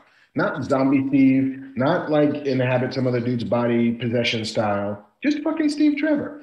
It does seem like a weird moment. It's a weird hill to die on where you're like, well, we have to make it understandable, believable. And it's like, if anything, you really, and maybe I'm not seeing it, but there is no practical reason why it had to be a real dude. Like you said, this is the Magic Rock movie. Like, nobody goes through the bother of having to explain why Kristen Wiig grew a fucking tail. Like, it's like she wanted to become a cheetah. She's a cheetah. She wanted Steve back, unless she had some convoluted wish of like, I wish Steve would take over the body of that dude I once saw at the gym. And then it makes sense. But her wish was, I wish Steve would come back. Unless what they're saying is, yes, but there's a price to these wishes. But in that's this not case, the price she pays. Yeah, in this case, the price is some poor schmuck who had nothing to do with it. He paid the price. He's like, I'm trapped in hell while this fucker's in my body. Yeah, or I'm trapped in heaven because I get to have sex a lot with Wonder Woman. I haven't given consent, so I understand that that's a problem. But this is just weird. And I have to explain to my family where I was, not answering calls for like a week or two. And they see me on the news next to Wonder Woman, like beating up the president, maybe? I don't know. I'm sorry. True. Anybody watching the news seeing her running around with Steve Trevor would see that dude and be like, there's that guy with that terrible scarf and the low-hanging belt. There's I lost my job. I lost my girlfriend. I lost my house. I lost everything because I'm on TV doing this. Yeah, that was the one thing where I'm like, what a weird note. But other than that, I had an absolute fucking blast. It's long, like Tenet long. But again, home viewing, so what do I give a fuck? You know, was there places they could have trimmed? I mean, honestly, I'm sure it could have been shorter, but I'm a guy who could usually be like, you don't need that. You don't need that. But there was no one scene that I saw in the movie where I'm like, you don't need that. That could go. But they probably could have tightened it down if they really felt the need to. But in a world where it's debuting predominantly on HBO Max, like, I just think most people be like, more is better. I'll take as much of that movie as you can give me and stuff. So I don't think the time is a problem for the audience at home. Maybe that's just me. Maybe it's a bias, cultural bias, because I prefer to be able to pause and do things. Like, it'll make the ability to control the flow of a movie will improve a movie in some cases, you know, where I think I was a lot more forgiving and enjoyed Tenet more because I was able to be like, I'm going to go make a Beyond Burger and think about the first 45 minutes. And then I'm going to come back in and reassess the movie. I'd be curious whether or not if this was the theatrical runtime. If once they discovered that it was going to be on HBO Max, that they were like, no, fucking give them the director's cut. Give them all of it. I think you're onto something, in as much as that last scene where it's like, it's Christmas, felt very tacked on. Not like it was terrible, but it felt like once they moved out of the summer, like what was supposed to open, they were like, we're going to open at Christmas. They were like, well, the whole movie's set at 4th of July, so let's add a Christmas scene at the end. So it feels like they shot that like way last, like a couple months ago when the move was being made. But you may be right, where they're like, look, in a world where it's debuting here, pull out all the fucking stops, like put it all in. Don't worry about running time. Like, we don't have to squeeze one more screening in on opening weekend, like go nuts. So it was a little bit chunky. The other thing I thought was weird too was, and these are quibbling little things.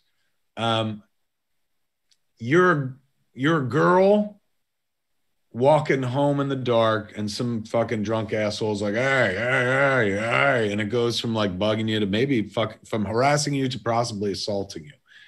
And then your woman friend comes out of nowhere and saves you, and puts the dude on the ground and shit.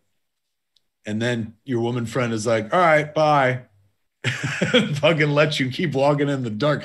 Like, it just felt like at that moment she might have been like, well, I might as well walk you home in case this happens again. Like, literally down the way or whatever. Fuck. That moment I bumped into that. Now, weird that I bumped into that, but I didn't bump into the Magic Wishing Rock as much. But I buy the rules of the Magic Wishing Rock movie. It's fantasy. Just like, like Harry Potter is fucking fantasy. All that shit's Magic Wishing Rock and shit. Mm-hmm. And so I go on that ride every time and never bitch. But when you put superheroes into play, I'm like, nah, not with magic.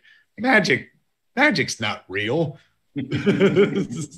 My bias runs into it. So I enjoyed it. I thought Patty Jenkins did a wonderful job. Certainly made a better Wonder Woman movie than I ever could. There was no, I would say, like no man's land sequence moment where it's like, holy shit, remember that? Like, the truck sequence that you see in the trailer was great. The opening sequence is wonderful and warm.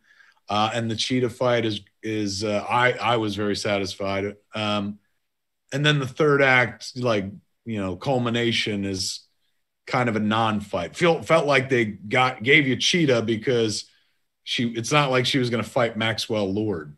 Although, like Marc says, why not? She could do anything, anything the writers wanted them to do. So my kid asked me today, like, she was like, should I watch Wonder Woman? I said, fuck yes, absolutely you should. Number one, what else are you doing? Number two, like, it's wonderful. I felt it was absolutely joyous. And again, the experience of watching it with somebody who enjoyed it as much as me, if not even more, made it even better for me. That's me on Wonder Woman 1984. Now, Marc, I'm sure you feel the exact same way, so we might as well stop the show. I do. Take care of you. I'll be honest with you, like, you were on my mind the whole time as I was watching it, because I watched the movie and I was so delighted. I was like, oh, Marc ain't gonna like that. Oh, Marc ain't gonna like this. Oh, this part, Marc's gonna have a real problem with this. Yeah. No, I kept on. I also watched it with my family, who liked it quite a bit, a great deal, kind of more than I did, and I didn't hate it.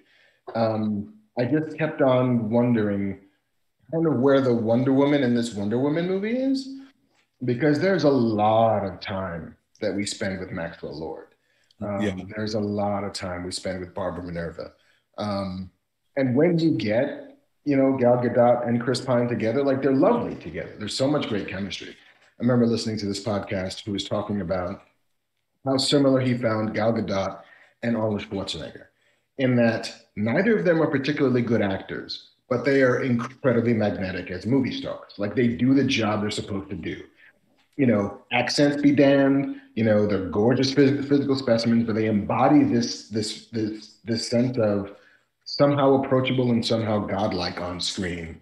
and make whatever they're in just a little bit better. Not because they're great, just because of who they happen to be. And I felt that a lot looking at Gal Gadot in this movie. But I kept on just kind of bumping up against, to your point, the Magic Rock rules, which are wildly inconsistent for everybody. Like Max Lord's kid, poor fucking Alistair, this sad little like weird orphan, who wishes on that stone like 3 times, and none of them come true. Um, and Minerva gets 2 shots at the wishing magic thing, even though you're only supposed to get one. But and suddenly he decides he wants to be the wishing stone. It's not enough to make his wish on the stone. I want to be it. Sure. Okay. What do you get out of it? Well, I also get to be the thing that makes the downside of your wish become my advantage. Like, since when? Yeah, that's that part I didn't quite understand the logic of. How did he benefit from other people's wishes? Because I think it would be, if every wish comes with that like boomerang slap back at the end of it, he could make that slap back be a thing that benefits him. Which is like, you want to get this? Great. I'm going to take all of your oil. You want to get this? I'm going to take all of your whatever. You want to get all these nukes? I'm going to take your weird broadcasting system that lets me touch people. And like, I need to touch everybody because I'm dying, so I need to take all their life force so I can now be healthy again. Okay, I guess. Like it all, so much of this movie felt like they were making it up as they went, to the point where the parts that are supposed to be consistent kind of didn't really track. And I just kept on wondering, what would this movie have been without Maxwell Lord? Like, what if it's actually about these 2 women? What if it's actually about these 2 women in the 80s, which was the time where we told women that you could have it all, where it's the first like female workforce that's actually going back into the workforce, and actually, I mean, it was whole ad campaigns, fucking Virginia Slim, and look like a pump, feel like a sneaker. Like you could get out there, you could have everything. And you have these 2 women, one of which, seems to have it all, but is missing, her one true love, which again, they had sex once 70 years ago. He's that good, dude. Chris Pine is an unforgettable lay. I guess. But, there's also the world in which, and my wife had mentioned it. She was like, this is actually kind of disrespectful to people who've actually undergone this kind of tragic loss, because lots of people lose the ones that they love and somehow figure out a way to move on with their lives, and find new love and have new experiences and build new lives. But this woman who has everything else can't figure out how in 70 fucking years to get over the dude she knew for a week once. Whereas like, oh yeah, no, my wife died of cancer and I had to find a way to live with somebody else. Oh, the car accident. I had to, like, it's the classic superhero tragedy that nobody else endures like they do. Well, it was like Spider-Man at the end of Spider-Man 2, where he's just like, she's like, I love you, Peter Parker. And he's like, that's awesome, but I can't be with you. And fucking walks away. And you're like, what? Why? Yeah. Self-imposed. These rules make no sense whatsoever. Yeah, you're right. I thought about that. She's like, she chose to be solo and celibate and whatnot. But to be fair, she does come from an island of women that didn't know men. And that was the first man that she met. And he was charming as fuck and wonderful. And, he did sacrifice himself. So it's a high fucking bar. Yeah. I mean, but there's a way to play that where it's, oh, I led a life. I did some shit. Like, I'm not like flying this flag for this one dude. Like, he will always be the one that got away. He'll always be the one that's the tragedy. Just like people who have endured that kind of loss never forget the time they had with that person and would absolutely want to have them back. But it's not their overriding personality trait, the way it seems to be with Diana's. I saw somebody online too tweeted. It was a good thought. I forget who it was, but it was in like film Twitter, I think. But it was they put up a picture of Barbara Minerva with the mousy hair and the glasses, and they put up a picture of Michelle Pfeiffer as Selena Kyle and Catwoman, and they put up a picture of Jamie Foxx as Electro with his like greasy hair and glasses, and they were like, can Hollywood please stop with this fucking trope about how like having bad hair and fucking glasses makes you like one person, and then when you come into your own, you start, your hair looks great, your glasses go away, you've got cooler clothes, the dress gets shorter and shit. Yeah. And I really hadn't noticed that. Like, once it was called to my attention, I was like, oh my God, you're right. It's the same thing all the time, isn't it? Like, the shabby to chic. But to be fair, the glasses trope is in the DNA of every superhero movie. Mm-hmm. Because Clark Kent is mild-mannered in his glasses until he takes them off, and then suddenly he's a god. So okay, I'm gonna pitch you my version of this movie. Okay, you're gonna make their movie better. Don't do that to Patty Jenkins. She's having a great weekend. She's having a lovely weekend, I think she deserves to have a lovely weekend because there are some moments in this movie that I do like and do respond to.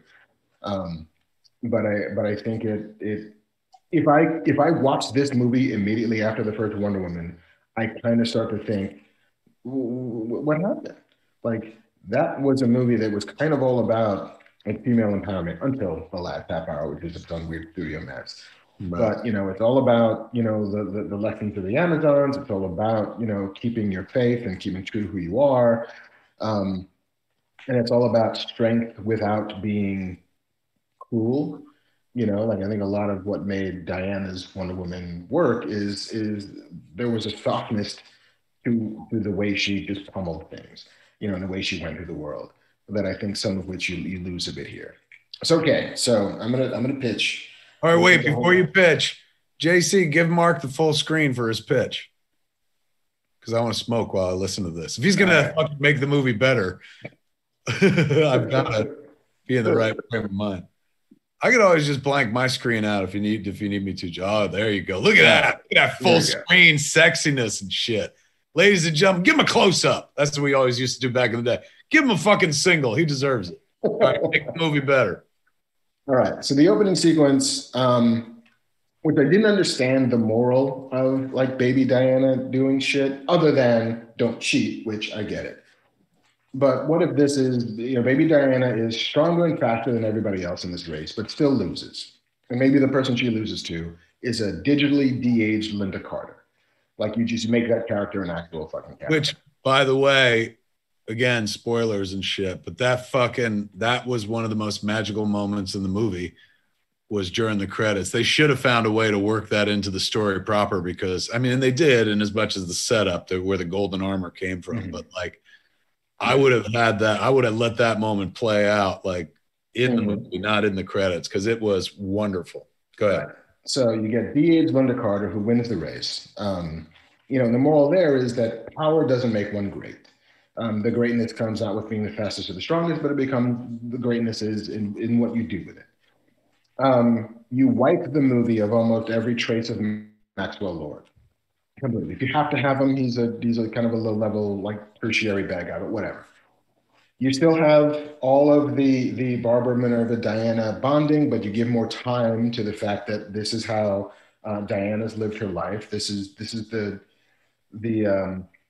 even though it's a candle she's had lit for Steve Trevor, like, there's still other parts to it. Here's how I've spent 70 years. Here's what I've been doing with myself, and I found it kind of empty, in the same way that Barbara has found her life empty, and that she's been trying to make a name for herself, and she's got this really good job at Smithsonian, but nobody notices her, nobody cares for her. Ultimately, nobody loves her. And so when Barbara makes her wish, it's not to be like Diana. It's literally to be Diana. So that when Diana eventually starts experiencing power loss, it's because the power is going from her to Barbara. That Barbara is going to become an Amazon. She's going to have all that power and strength. But instead, like, it's a greedy, dark Amazon. And she's your fucking big bad. Like, Barbara Minerva is the big bad of the movie. Because, could the world actually stand against a Wonder Woman who wasn't good and kind? Like, no, not at all. If you want to have somebody go into the White House and bring Reagan to his knees, it should be fucking Barbara Minerva, not Maxwell Lord. And not through wish granting, but through sheer power. Like, make him kneel before Minerva. Like, let's steal that bit from the Donnaverse. And that's your trajectory. Even though Diana gets what she wants by getting to have Steve Trevor back. That was her wish, and that can all still play. You know, she's, and again, it's pure Donner. She's getting less powerful by having what she wants with Steve Trevor as Barbara gets more powerful and begins to just fucking dominate. Um, and then you, of course, you realize that Diana's going to need to at some point deal with Minerva, and then you show that scene that you were just asking for, Kev, where Gal Gadot as fucking Diana goes to Linda Carter as whatever her character's name was, and Artemis, whatever it was, who's now older, who's been in man's world perhaps for longer than Diana's ever been. And she says I need the armor. Like my power is gone. I can't stand. I need the armor to protect me. And ultimately that scene is where Linda Carter reminds fucking Wonder Woman what being Wonder Woman is all about, which is you were bred from warriors. You were trained at the feet of the finest warriors the world has ever known. Power doesn't make you great. So in the third act, fucking Diana has to face her powerless, which is why, of course, you need the fucking armor, relying on the skill and the smarts and heart to win. And she finally forces Barbara to renounce her wish. You wanted to be loved, and now you're feared. You need to let it go. But that's only half of this thing. And the only people who fucking get wishes in here are Barbara and Diana. Like, we don't need the world getting their wishes granted. You need your protagonist and your antagonist. So Barbara renounces her wish of the power, but it's not the end. The end is Diana needs to follow suit. So the big last sequence, not the kickoff of your third act, but the culmination of your third act, is Diana needs to say goodbye to Steve. She realizes that he's the one that's keeping, Barbara is still overpowered, the world is still in disarray. And so she needs to let go of her old love to bring the world back to normal. And if you have to have Max Lord, then he's a low-level schmuck doing like oil scheme crimes. And maybe he cottons up to Barbara because she knows ancient shit about an everlasting oil well tied to an artifact or whatever. And they're a team until Barbara gets too powerful and she kills him, which marks her descent into the dark side. But like, I kept on wondering and wanting this movie to be about what those two women want and how their desires are somewhat misguided by grief and fear, and how they learn that neither of those things are necessarily bad. They're part of being human, but they need to be tempered by, in Diana's case, hope, and by, in Barbara's case, love. That's my pitch. Bring me back. I want to be back on the show. Well, that's not COVID. That's weed. In chat, Mark, number one, everyone was really delighted that you got to speak uninterrupted. There was a lot of like, oh my God, he's letting them talk. And then they were like, he's not even on screen and he keeps interrupting. And that's when I jumped out altogether. You went from people being like, yeah, Mark, do it, to people being like, fuck, this sucks, to people being like, this is much cleaner and fucking better. I watched the story capture the audience and captivate them as it went on and stuff. Well done. Thank you. I don't do that. I never do that. I never sit there and be like, here's how I would make this movie differently. I'm always just like, all right, well, I couldn't do that, so we're good. Yeah, I mean, because I didn't want to, I've decided as of not even that late, but I don't want to just shit on things. Like, just shitting on it doesn't help anybody. The real Cobra Burnout says Mark just wrote a better movie in real time. Greg says, WB, take notes. All of these things are like constructive classes. Say again? All of these things feel like constructive exercises, which is, like, okay, if you didn't like it, if it didn't work for you, why didn't it work for you? And for me, it didn't work for me because, the protagonist and the antagonist were not necessarily tied together in the way you wanted them to be. And, Maxwell Lord has nothing to do with Diana. Like, he's not her bad guy in a way. He's Minerva's bad guy. She doesn't, as she points out, she's like, I don't even have a television. So she didn't know who the dude was. Yeah, don't know who you are. Like, I guess you're doing bad things, but it's not about me in any real way. And so figuring out a way to make it about who Diana is and what Diana means to other people, specifically what she means to Barbara. And you can still have that opening scene in the mall where you see this little girl and it's all about, the weirdness of Wonder Woman trying to maintain her secrecy seems to be at odds with her wanting to be a symbol for young women. So she'll happily take the one at a time as opposed to the millions at a time by being public. But even still, realizing that what I mean to people matters, and Barbara has taken that the wrong way. She's seen jealousy and envy in a place where I was just hoping for inspiration. And I need to realize that if I don't give enough to these people, they will take the wrong message from my presence. And maybe that inspires her to go public. Maybe that is her I am Iron Man moment. I was kind of, I love the moment in the fight when, again, spoilers. And if you're still here and you haven't seen it, apologies. But we're in there fighting and she's like, Barbara, you got to renounce your wish. And Kristen Wiig's like, never. I was like, that's fucking Cheetah, man. So I was like, this would be a badass. Like, she's like, I'd rat from hell's heart, I stab at thee and shit. But then the implication at the end is that she did renounce her wish. Mm-hmm.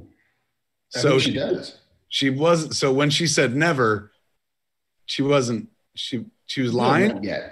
Bad guys lie. No, I enjoyed the fuck out of myself. I can see myself watching this movie again. I got a lot out of it. A good time. And my kid asked me, she goes, did you like it more than Aquaman? And I said, I think I liked it differently than I liked Aquaman. Like, this was a much sweeter movie.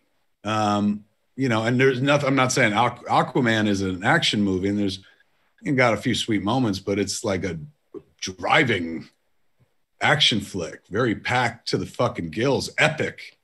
And this, like, oddly enough, felt more quieter. Am I saying it wrong? Do you agree? I mean, it's quieter than Aquaman only because every movie is quieter than Aquaman.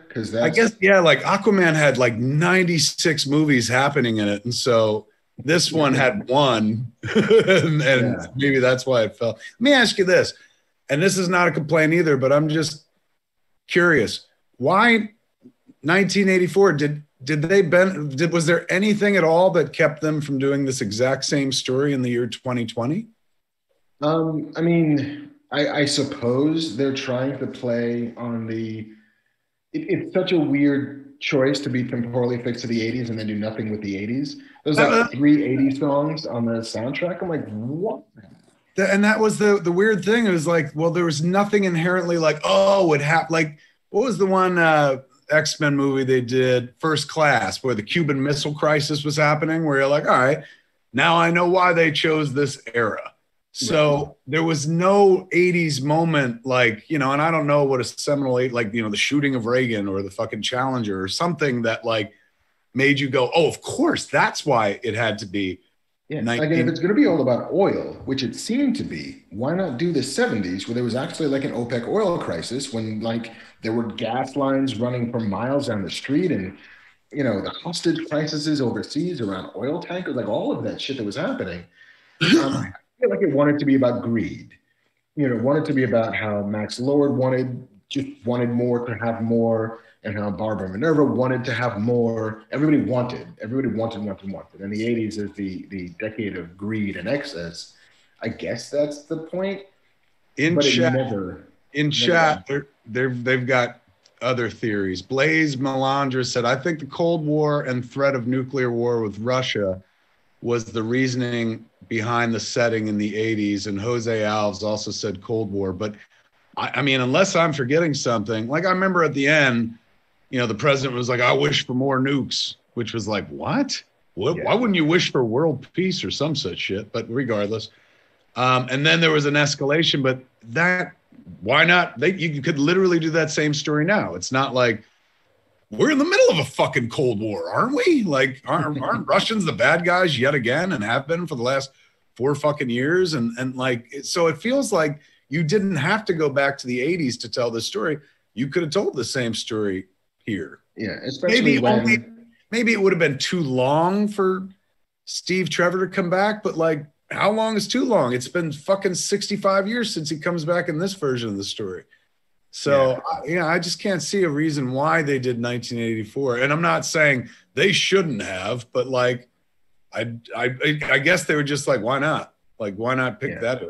I mean, and especially when we've been confronted by, and in great cases, delighted by things like Stranger Things, which goes hard into being about the 80s and being the life that it lives in the 80s and the sound of the 80s. And the mall in Stranger Things was a way more convincing mall than you get here. 80s nostalgia, is a real engine when it's sort of deployed right. And to your point, the president says they want more nukes, and there becomes a big nuclear escalation that nobody really cares about or does anything about. Max Lord doesn't do it or foment it really. Wonder Woman doesn't stop it. It's not like, she's trying, it's not the Superman thing where she's trying to stop Max Lord, stop Cheetah, stop the nukes from flying, stop people from dying. Like, she's not overwhelmed by all of these tasks she's got to solve. It's just background color, which is weird. Pika Snipe in chat says, you write it in 84 so you don't have to worry about the rest of the Justice League in a global crisis. It was a Wonder Woman story, duh, LOL. I hadn't thought about that. That's true. You wouldn't set it now because then people would be like, where's Aquaman? Where's Cyborg? Where's Batman? So fair enough. That's why you don't set it post Justice League. That being said, still 1984, like there was no. Could have been 96. Could have been 73. Why not? You know what I'm saying? Like Wonder Woman 99. Like, yeah. I mean, unless they're planning on the sequel being, Wonder Woman 96 or whatever. Let's talk about her flying. I loved it. You? I was agnostic on it, like I didn't mind the flying as much as I minded her swinging everywhere on her lasso. Like, guys, that's new. I got a Spider-Man movie. I got lots of Spider-Man movies. I don't need it. I noticed that, like, it was her, not during the Olympiad or whatever on Themyscira, but at one point she was doing something, and I was like, that's literally web slinging right there. Yeah. But I enjoyed the riding the lightning and shit like that, or the fucking lassoing the missile was dope. But just the notion of, oh, I'm going to try flying, because she does in the comics. Which, she does and she didn't. Like, I think flying for her came and went over the course of the based time. On whoever was writing it. Yeah, like the post 52 Wonder Woman could totally fly, but before then it was a little bit like Hulky, where she jumped real high and then just figured out how to ride the wind, and then that carried her. Or she used her invisible jet in the cartoons. Speaking of which, the invisible jet moment, did that melt your heart a little, or? I loved the sequence of it is very like, can you read my mind, which I kind of dug. But did she just steal a jet? Like, why is she stealing a jet? And are they flying to Cairo? And can he fly a jet? And do they have enough fuel to get to Cairo? Doesn't matter, it's invisible, but it has gas though, right? Like, it was a lot of weirdness leading up to a moment that I really liked. It's so weird. I should not be in this business because I should be in the audience. That's where I came from. And it's were it not for sheer fucking luck and timing, I'd still be sitting in the audience. Because to me, I was, the moment she was like, I've been, my father shielded Themyscira from the world, and I've been trying to, I think I can make this invisible, or however they set it up. I was just like, yes, here comes the invisible jet, fan service, motherfucker. Like, I was swept away. Never once was I like, I just bought in whole hog and shit. But what was the thing that you bumped into? You're like, why is he stealing a fucking plane? How come she stole a plane? It's like they go from, we can't buy you a ticket for an actual plane because you don't have a license. So instead, I will somehow steal a jet that's just in the backyard here because, it's like, but really, that's a thing that just happens? Sure, okay. The caretaker on chat said, I bet Kevin cried when the jet turned invisible. I did. I cried when the jet turned invisible. I cried in the opening ceremony. I thought that was really kind of beautiful. I cried in the mall when she fucking appears for the first time. Like, all that goofy saving the day shit, which wasn't even like, think about this. And I'm not this ain't me shitting on anything one iota, but remember in Justice League, like the first appearance of Wonder Woman is like this crazy British guy who's like, my bomb's not going to go off, so I'm going to shoot all these children in the fucking face. And, you know, she shows up and stops him. And like, that is fucking harrowing, like really harrowing and shit. Nothing in this movie, particularly in the first like 15 minutes, was very harrowing. You know, maybe the guy grabbing the girl and holding her over the railing was a little bit harrowing. That was as intense as it fucking got and shit. Mm-hmm. But like, you know, Wonder Woman's saves were charming, you know, and like, and straight out of the, you know, Dick Donner Superman. Whereas, and I, no disrespect to Wonder Woman's, you know, fucking saving the day in her first scene in Justice League, I guess it was, but like, it was insanely brutal where you're like, this guy's going to fucking kill these kids. Like at one point he was going to shoot the kids before the bomb went off. And you're like, you're all in the same room. You're all going to die, but yet you want to shoot these little girls in the face. What is your shoot the kid? So I did appreciate that. I cried like when she, you know, fucking I cried when the little girl was like, wow.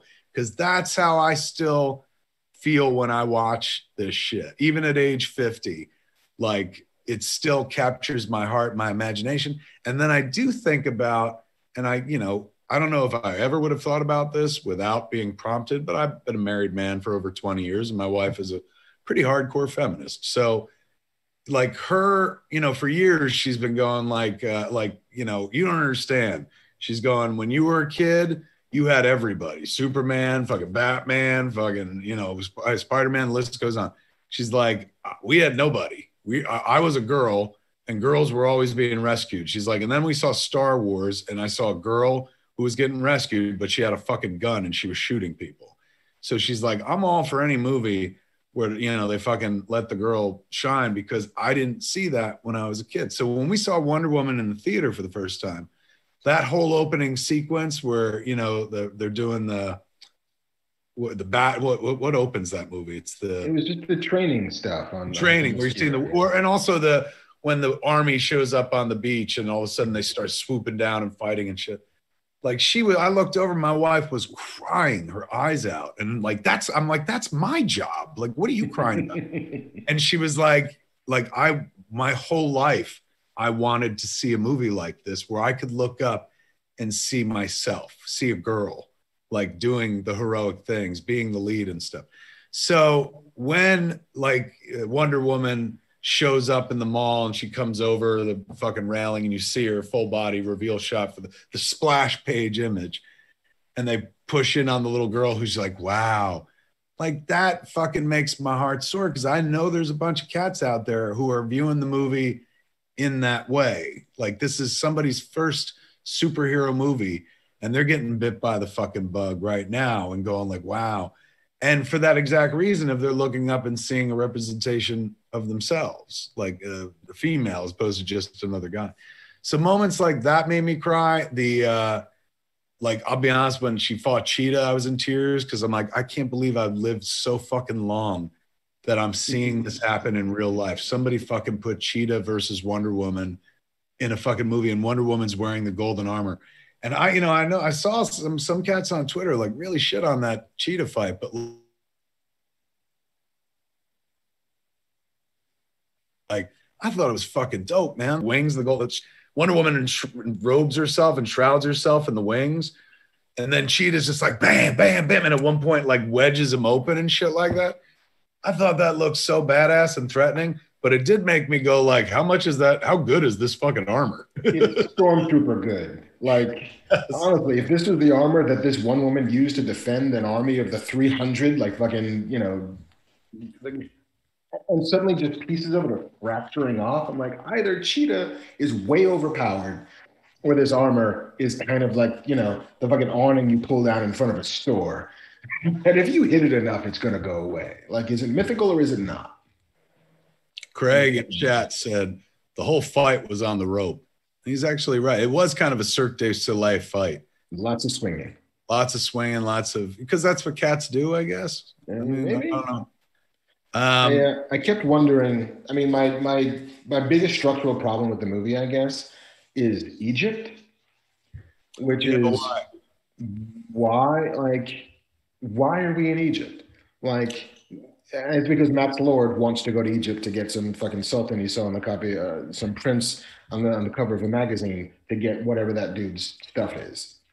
But Wonder Woman doesn't care about Egypt really, so she follows him there and you get the big tank fight, which is kind of cool. But then they don't catch the bad guy and then they just have to go home somehow. Like, it's the weirdest boondoggle that gets you nothing, story wise or character wise, other than here's the first time Maxwell Lord kind of overexceeds his power and erects walls in the Sinai or whatever the fuck that is. But it struck me a lot as the Canto Bite sequence where you're like, why am I on this casino planet? How is this a good idea? What does this have to say about my hero and what she wants? Not very much of anything. And then Chris, somehow they have to get back from Cairo to meet Barbara Minerva next to a record store.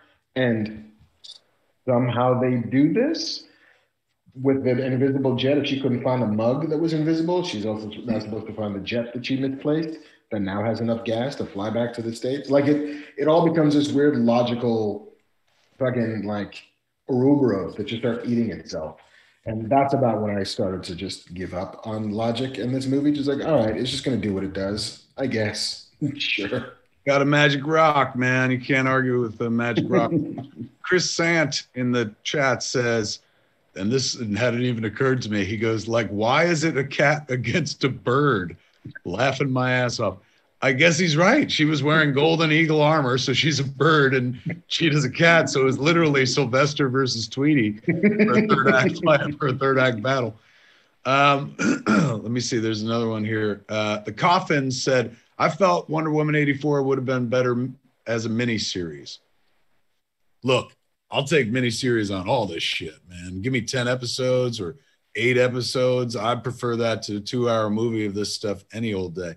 But an interesting thought. I hadn't thought about that. We're probably going to start seeing, with the success of Mandalorian and now with the foregone conclusion success of WandaVision and Falcon and the Winter Soldier, like, we're going to start seeing some long form comic book storytelling. I mean, I know the people that have enjoyed Agents of S.H.I.E.L.D. and whatnot, and all the folks who watch the Netflix shows and the Hulu shows. I guess we've been suing it for a while. It's not like there's anything new. I was like, Disney's going to redefine it, but they're going to redefine it with quality. It looks like they're spending tons of money on their series, man. Yeah, I mean, it'll be the first time we get it where the storytelling is happening in two places at the same time, where you will get some of it in the movies and then you will get some of it on TV. And if you want to know what's going on, you need to go both places for it.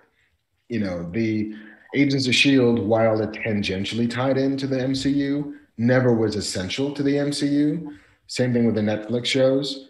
You could watch all of them and they would bear very little impact on what happened in the movies and could only barely reference it. So remember that thing that happened in New York? Like, yeah, that sucked, right? Like, and that's kind of it. But I think that now you won't be able to understand the things that happen in fucking, I don't know, the multiverse of madness unless you saw WandaVision. True. It's going to be crucial storytelling. Yeah. Ben Wellington said something that I did notice. When she rolled with those kids, remember when she rescued the kids? Mm-hmm. He said, when she rolled with those kids' dummies, they slammed their heads on the pavement so hard. She did. Like, I did notice that. She rescued those kids, and then she lost the lasso or whatever the fuck, let go of it. And then she hit so fucking hard. I thought they were going to do a storyline where she's like, oh my God, these children died because of me, because they hit so fucking hard, man. But then they cut to the shot of like, they're okay. Yeah. Like there was a lot of spectacle in this movie, but a lot of it felt very empty to me because a lot of it didn't feature your main characters. Like all of that shit that's happening in the world is not because of or being helped by anybody that you're really interested in. So your big climactic fight is two people on a satellite dish tower, and then a conversation inside a swirly, windy thing. you know, and I dug that the conversation. I dug that the resolution was not, I'm going to punch Max Lord until he dies, but I'm going to try and convince the world to rescind their wishes. It's like, you know, I dig that. I dig that as Wonder Woman's solution, which is not, is to greet the world with love and not with hate, with, you know, an open hand and not a closed fist. Like, I dug that, but I wish that maybe the Minerva fight was bigger, so the spectacle was actually somewhat more spectacular. And in chat, old Mark Jones said, so Linda Carter was also the president in Supergirl. Alternate Earth, I guess. Yeah, man, those are CW shows. These movies don't take place in the CW verse. Although after the Flash movie, it sounds like we'll see a multiverse come together. Then there's this point here from Les Ross says, I love reading men debate about how women character should be based on their clear experience of what it's like. It's true. I don't, we certainly have no room to say what a real woman would act like versus these fictional women, but I don't think you have to be a woman to, you know, say like, well, couldn't she be like, I don't know. I didn't think we were being like, couldn't Diana have made the decision that Steve needed to go away and not Steve? Like, isn't it kind of better for your hero if she makes the big sacrificial choice of like, I can't have you anymore? Daniel Herrera points out very quickly in the chat. He goes, a man created Wonder Woman. It's true, man. I saw his name big and wild on the screen, William Moulton Marsh. And there's, what's that movie called that they did? It's like the Professor Dr. Marston's Women or something like that. Yeah, Professor Marston and the Women or something. It tells the story of where the Wonder Woman's secret origin came from and stuff. And fascinating. This was a dude involved in an open relationship with two women and shit. Yes, and all about that bondage life. Should have called it Wonder Man. How the fuck he pulled that off? Yeah, man, it's totally worth giving your time to, I feel. Pretty much pointless says, my wife was pissed that Wonder Woman was so stuck on needing Steve. She didn't seem to need him. She just likes him a lot. You know, it makes her happy and shit. But I didn't, you know, it wasn't like, Steve, without you, we can't do this. Like, he seems like the ultimate boyfriend in as much as he's like, you know, she's got this. And when she needs help, I'll jump in. Mm-hmm. But he's not like, you know, stand behind me, Diana, or any of that shit. He understands. He's like, she's the powerful one. Yeah, she's the alpha in this relationship. And I like him being the damsel in distress. I was wondering if they spent all the soundtrack budget on the Snyder cut, which is why we didn't get one single needle drop 80s pop song in this. Like the pop songs. We got Frankie Goes to Hollywood. I think. Relax. It wasn't Relax though, was it? It was. I thought it was when it's the montage, the trying on clothes montage. No, the song, the Frankie song is when they're walking into the gala and Gal Gadot has that white dress on with the slit, and then Kristen Wiig is right behind her. And that was a remix of a Frankie Goes to Hollywood song. Somebody says Rio by Duran Duran was in there. I didn't remember hearing that at all. You know, Mark mentioned... that was Welcome to the Pleasure Dome was the song that they used.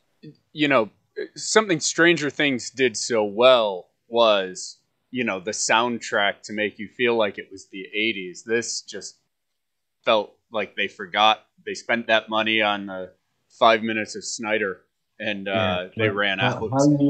How you don't do Hungry Like the Wolf when Cheetah is around, like how you don't do Two Tribes Go to War when they're fighting, like Love is a Fucking Battlefield is just sitting there waiting for you.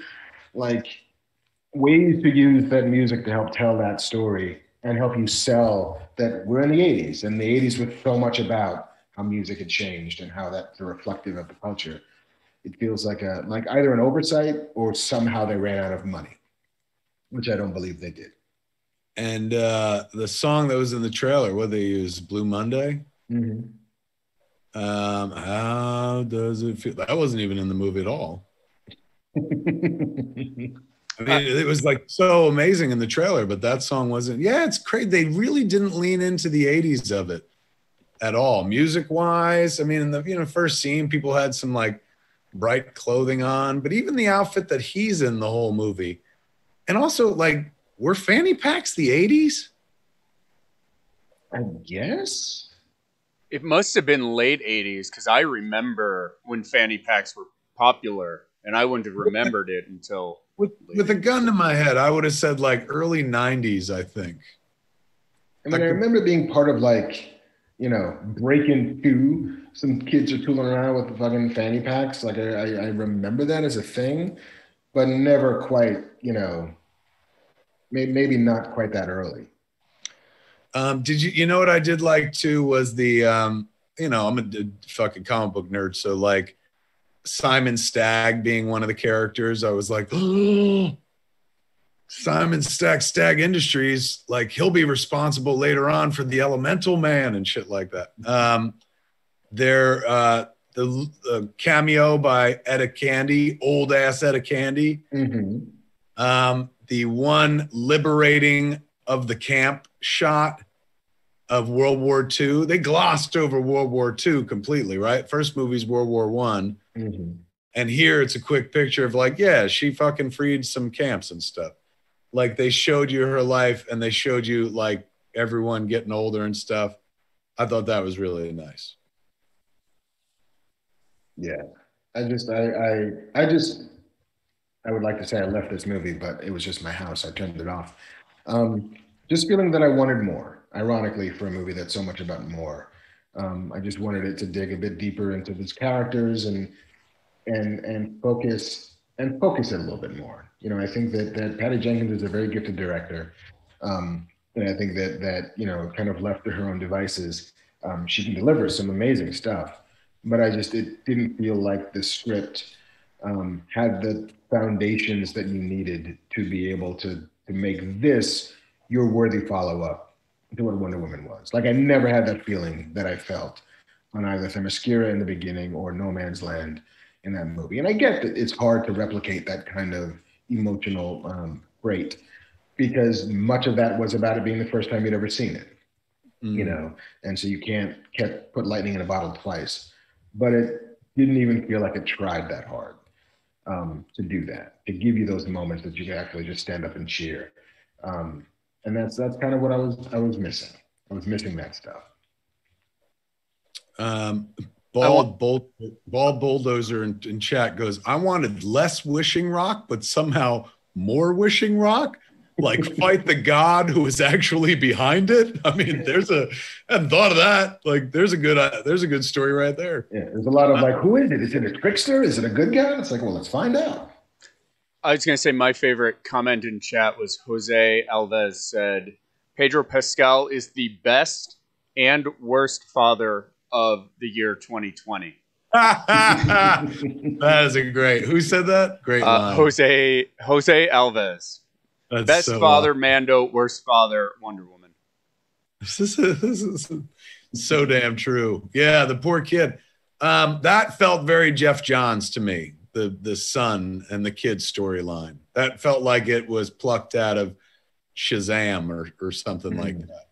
And again, I appreciated that it was there because, we talk about this shit, and analyze it and what it means to us. But these movies primarily are for a much younger audience than us. And so it's nice to see them reflect that audience like in the story, not just as like, here's a little kid, let's hang her over the fucking railing of the mall.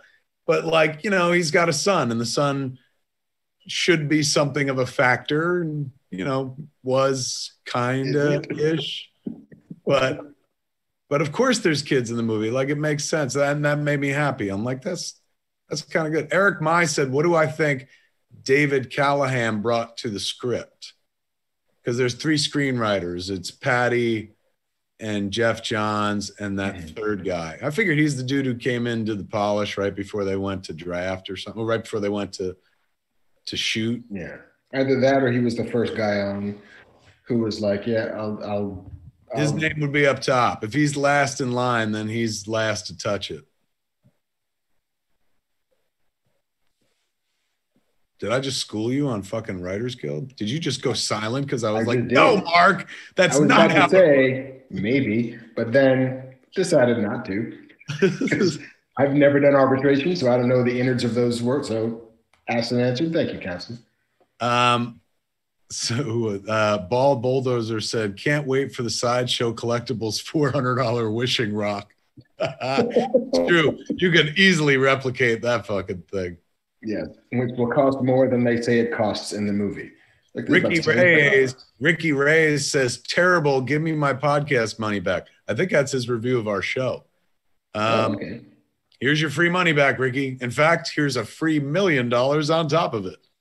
Sorry, we couldn't satisfy you. Fuck off. Somebody also said, did I not see Linda Carter's eyes in the when the flashback story was being told? What was her character's name? Astra or Aristra or something like that? Artesia. They showed her, and at one point they showed like a close-up of her eyes, and she looked like, you could tell if you know Linda Carter from TV, not like if you know her in real life, although I do, but if you know her at all, like you could see her eyes. And in that moment, I was like, holy shit. So I had a feeling that there was going to be some Linda Carter action coming. That moment, Asteria, her name was. That moment made me absolutely fucking cry. I thought that was so beautiful. The only way you could have improved that is if you put Gal in the scene with her, but then there'd be a lot of explaining to do. I thought it was just absolutely wonderful. My only ask would have been like, move that into the body of the real story. I know they want to end it on our titular hero and stuff, but like, that was so pretty. You could have put that right before the credits, man. Like, and let's be honest, a lot of us going to see this movie, for us, Wonder Woman was Linda Carter. So naturally we would be super receptive to it. And it seems like the internet has been. I was happy for her. She was, she seemed like she tweeted or Instagrammed about it. I read her post somewhere, Linda Carter, and she was so fucking delighted, you know, to be involved, and they pulled it off and stuff like that. It was really sweet.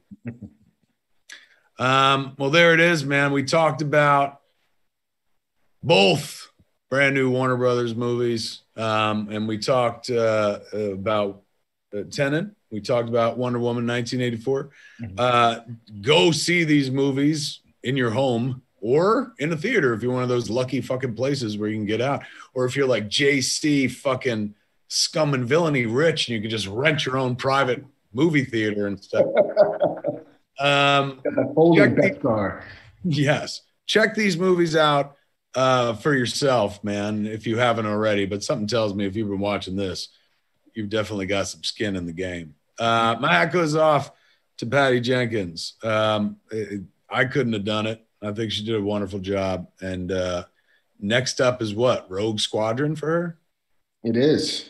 Like, unless there's something in between, but, you know. She got a thing for planes and jets. Well, she talked about... Dad was a pilot, right, or something? Yeah, Dad was a pilot, who I think, you know, passed in action. Which I think she mentioned that you know, she lost him too young. So yeah, there's definitely a part of her that's very much about telling these stories about flyboys. I remember I saw her, I don't know if it was not last year, but maybe the year before at Sundance when I was interviewing people at Sundance for IMDb. I forget what she was there for, but I got to talk to her for a few minutes, and she's so lovely, really sweet person. But of course, I was just like, I got to know, Cheetah, is it an outfit or is it like, does she go feral? And she's like, both. And I said, do you put her in that fucking outfit from the Super Friends with the little ears on him? And she goes, we don't do that outfit. But yes. No, she goes, there is an outfit. And then she goes feral and stuff. And damn Skippy, if she was telling the truth. There was a cheetah, like, and you could have done a version of that movie where, you know, Kristen Wiig just wore that outfit and that was that and was strong. And maybe in the third act, she put on the little ears and that's it. But in the comics, you know, they've done, Cheetah's gone full fucking feral human cat hybrid. So naturally, you're making a movie.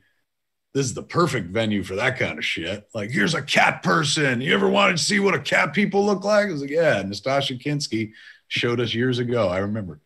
I was kind of hoping that when she decided she wanted to be an apex predator, the next time we saw her, she had like fucking shark fins, that big shark. It's like, oh, apex. Yeah, no, sharks, totally. You know, lions, maybe. Fucking bald eagle. Yeah, I mean, don't lions eat cheetahs? Yeah, cheetahs are not at the top of their food chain. No, like they get hunted by other like man-eating, or not man-eating, but like fucking carnivores, like lions. And I forget who else, but cheetahs aren't like, oh man, first there's a cheetah and then there's everything fucking else. She should have been an orca, killer whale. It would have been amazing if she was like, I want to be like 4 down from an apex predator. what's that? What's like a really good predator? Like, look, I ain't shooting for the stars. I'm gonna keep it realistic, because even though this is a magic wishing rock, I'm gonna keep shit real. So I don't want to be king of the jungle. I want to be like Viscount of the jungle. I want to be like you down here. I want to be scary to any human, but like I want there to be 4 other animals who are not scared of me at all. Would you like to be a cheetah? Yeah, oh, fuck yeah. There it is. Wow, oh, wow, man. Well, we waited for a long time. Now we know what Wonder Woman 1984 is all about. If you don't know what it's all about, go watch it. It's on HBO Max. If you don't have HBO Max, subscribe, because they're going to give us the goods for the next fucking few months, man. Now, you know what movie I'm really hyped to see now? Because there's been reports that maybe Dune might not be going to HBO Max, and maybe Godzilla as well. Legendary is putting up their lawsuit or whatever. But the Saints of Newark, the fucking Sopranos prequel. That's right. In that bunch. And now I'm just like, give me that, man. Because I just watched fucking Sopranos all the way through. Now, give me that fucking Dicky Maltasanto prequel, man. So, yeah, if you don't have HBO Max, get yourself some of that HBO Max. Boy, they got a lot of cool shit coming and whatnot. And Wonder Woman 1984, you can only watch it there for a month, this month. And then it vanishes. Transactional. Yeah. So enjoy. Tenet, available anywhere where you can buy a fucking movie or rent a movie or something like that. Not on a streamer yet, in its transactional window. Indeed. Totally worth seeing. Chris Nolan, Patty Jenkins, 2 of the greatest directors at their game and whatnot. And shit, in a world where we're all home and you got that to watch, why the fuck are you watching this? Go watch it. I know. I'm going to shut us down and go watch Soul on Disney+. What are you watching? Soul. The new Pixar. Soul, yes, that's right. Somebody in chat was like, are they going to talk about Soul? I almost watched it today, but instead I finished up The Sopranos. So, yeah, next week we'll be able to talk about Soul. Yeah, you didn't watch it yet? Not yet. Too much of Christmas was the revelatory celebrations of what's in the box? What's in that box? What's in that box? And so we didn't have time for 3 movies. Must be nice to have family. Fuck. God bless us, everyone. You know what? I don't need that kid and my in-laws, because I got this family right here. The Fat Man Beyond family, a family of fat folks. Did you like the show tonight, ladies and gentlemen, today? If you did, it's because of that guy over there, man. The one who wrote you a completely different Wonder Woman story in real time. I'm sure that made everyone at Warner Brothers real happy. They're like, yeah, thanks. We spent years and millions of dollars, but go ahead, make it better. Sure. We'll give you 10 minutes. Give it up for the man without whom there is no Fat Man Beyond. Give it up for Mr. Marc Bernardin. Thank you, sir. Thank you to JC for making room for us in his brand new baby family Christmas and whatnot. JC, your thoughts on WW84? The 83rd sequel to Wonder Woman? I think I kept watching the movie hoping to see what you and Mark wrote last year when they announced Chris Pine and Martian Manhunter and all that, and I didn't get any of that, so I was disappointed the entire time waiting to see the movie you guys wrote last year. Who was that? Was that Marc that came up with the idea of having him be Martian Manhunter? Yeah. Man, that would have been fucking crazy satisfying. I forgot about that. Oh, shit. Yeah. See, now that you could have done that. But I'm with Marc. You literally, since it's a magic wishing rock, there needed to be no logic. It didn't have to be some man possessed. It literally just could have been like, hey, I'm back. Yeah. And then when she wishes him away, he just vanishes fucking into thin air like a force ghost. I'm with you on that. How about Tenet? Did you see Tenet, JC, or no? I can't watch a movie. Like, I feel like Christopher Nolan has become Orson Welles. It's like, you named your guy protagonist. You're the savior of cinema. Like, there's just only so much pompous I can take before I can't watch anymore. JC's got one pompous director he deals with every week. Like, that's enough. You can't fucking handle Smith and Nolan. Yeah, it's worth it. Give it a spin. I think you'll dig it. Yeah, you can break it up into chunks. If you break it up into 22-minute chunks, you can watch it for 4 years. So true. So true. Folks, there's your post-Christmas. I guess this is the last time. Is this the last time we do it before the year changes? Probably, I would think so. Yeah, I think it is. Let me see. December 20. Yeah, that's true. All right. So next week we'll do it on January 2nd on Saturday. It's my birthday show.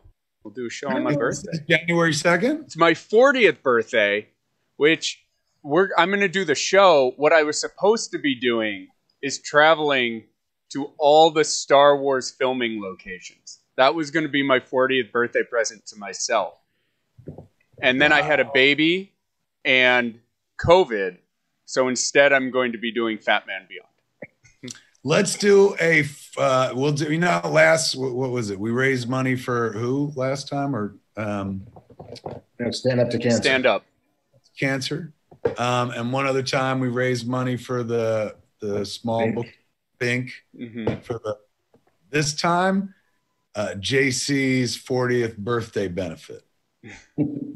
Like, we'll just, the same way we like raise money for a good cause, we'll just raise a bunch of money. I mean, look, it all goes to the fucking bar and shit. So next week, Saturday, kids, our New Year's show, the first show of 2021. Oh, bring your fucking open hearts and open wallets. To GoFundMe for JC. Yes, we put together some loot for JC for his eventual trip, which he's not going to get to take for quite some time. You can't go on that trip with that little fucking kid, man. Holy shit. Yeah, it'll be 50 now. Yeah. Yeah, all right. So that's what we'll do. Next week on Saturday, we'll do this again. And it'll be 2021, kids. Can you imagine? Something we dreamed about since fucking like February of 2020. Like, when's this horrible fucking year gonna end? It's about to end, and we're gonna be in the future next week. So until then, Happy New Year, everybody. Merry Christmas and Happy New Year. Happy holidays and stuff. We'll see you on the other side. God willing, it's all still here and whatnot. Go watch Tenet. Go watch Wonder Woman 1984. For Fat Man Beyond, I'm Kevin Smith. I'm Marc Bernardin. Tune in next week. Same fat time, same fat channel, smodcast.com or youtube.com/Kevin Smith. Wakanda forever. This is the way.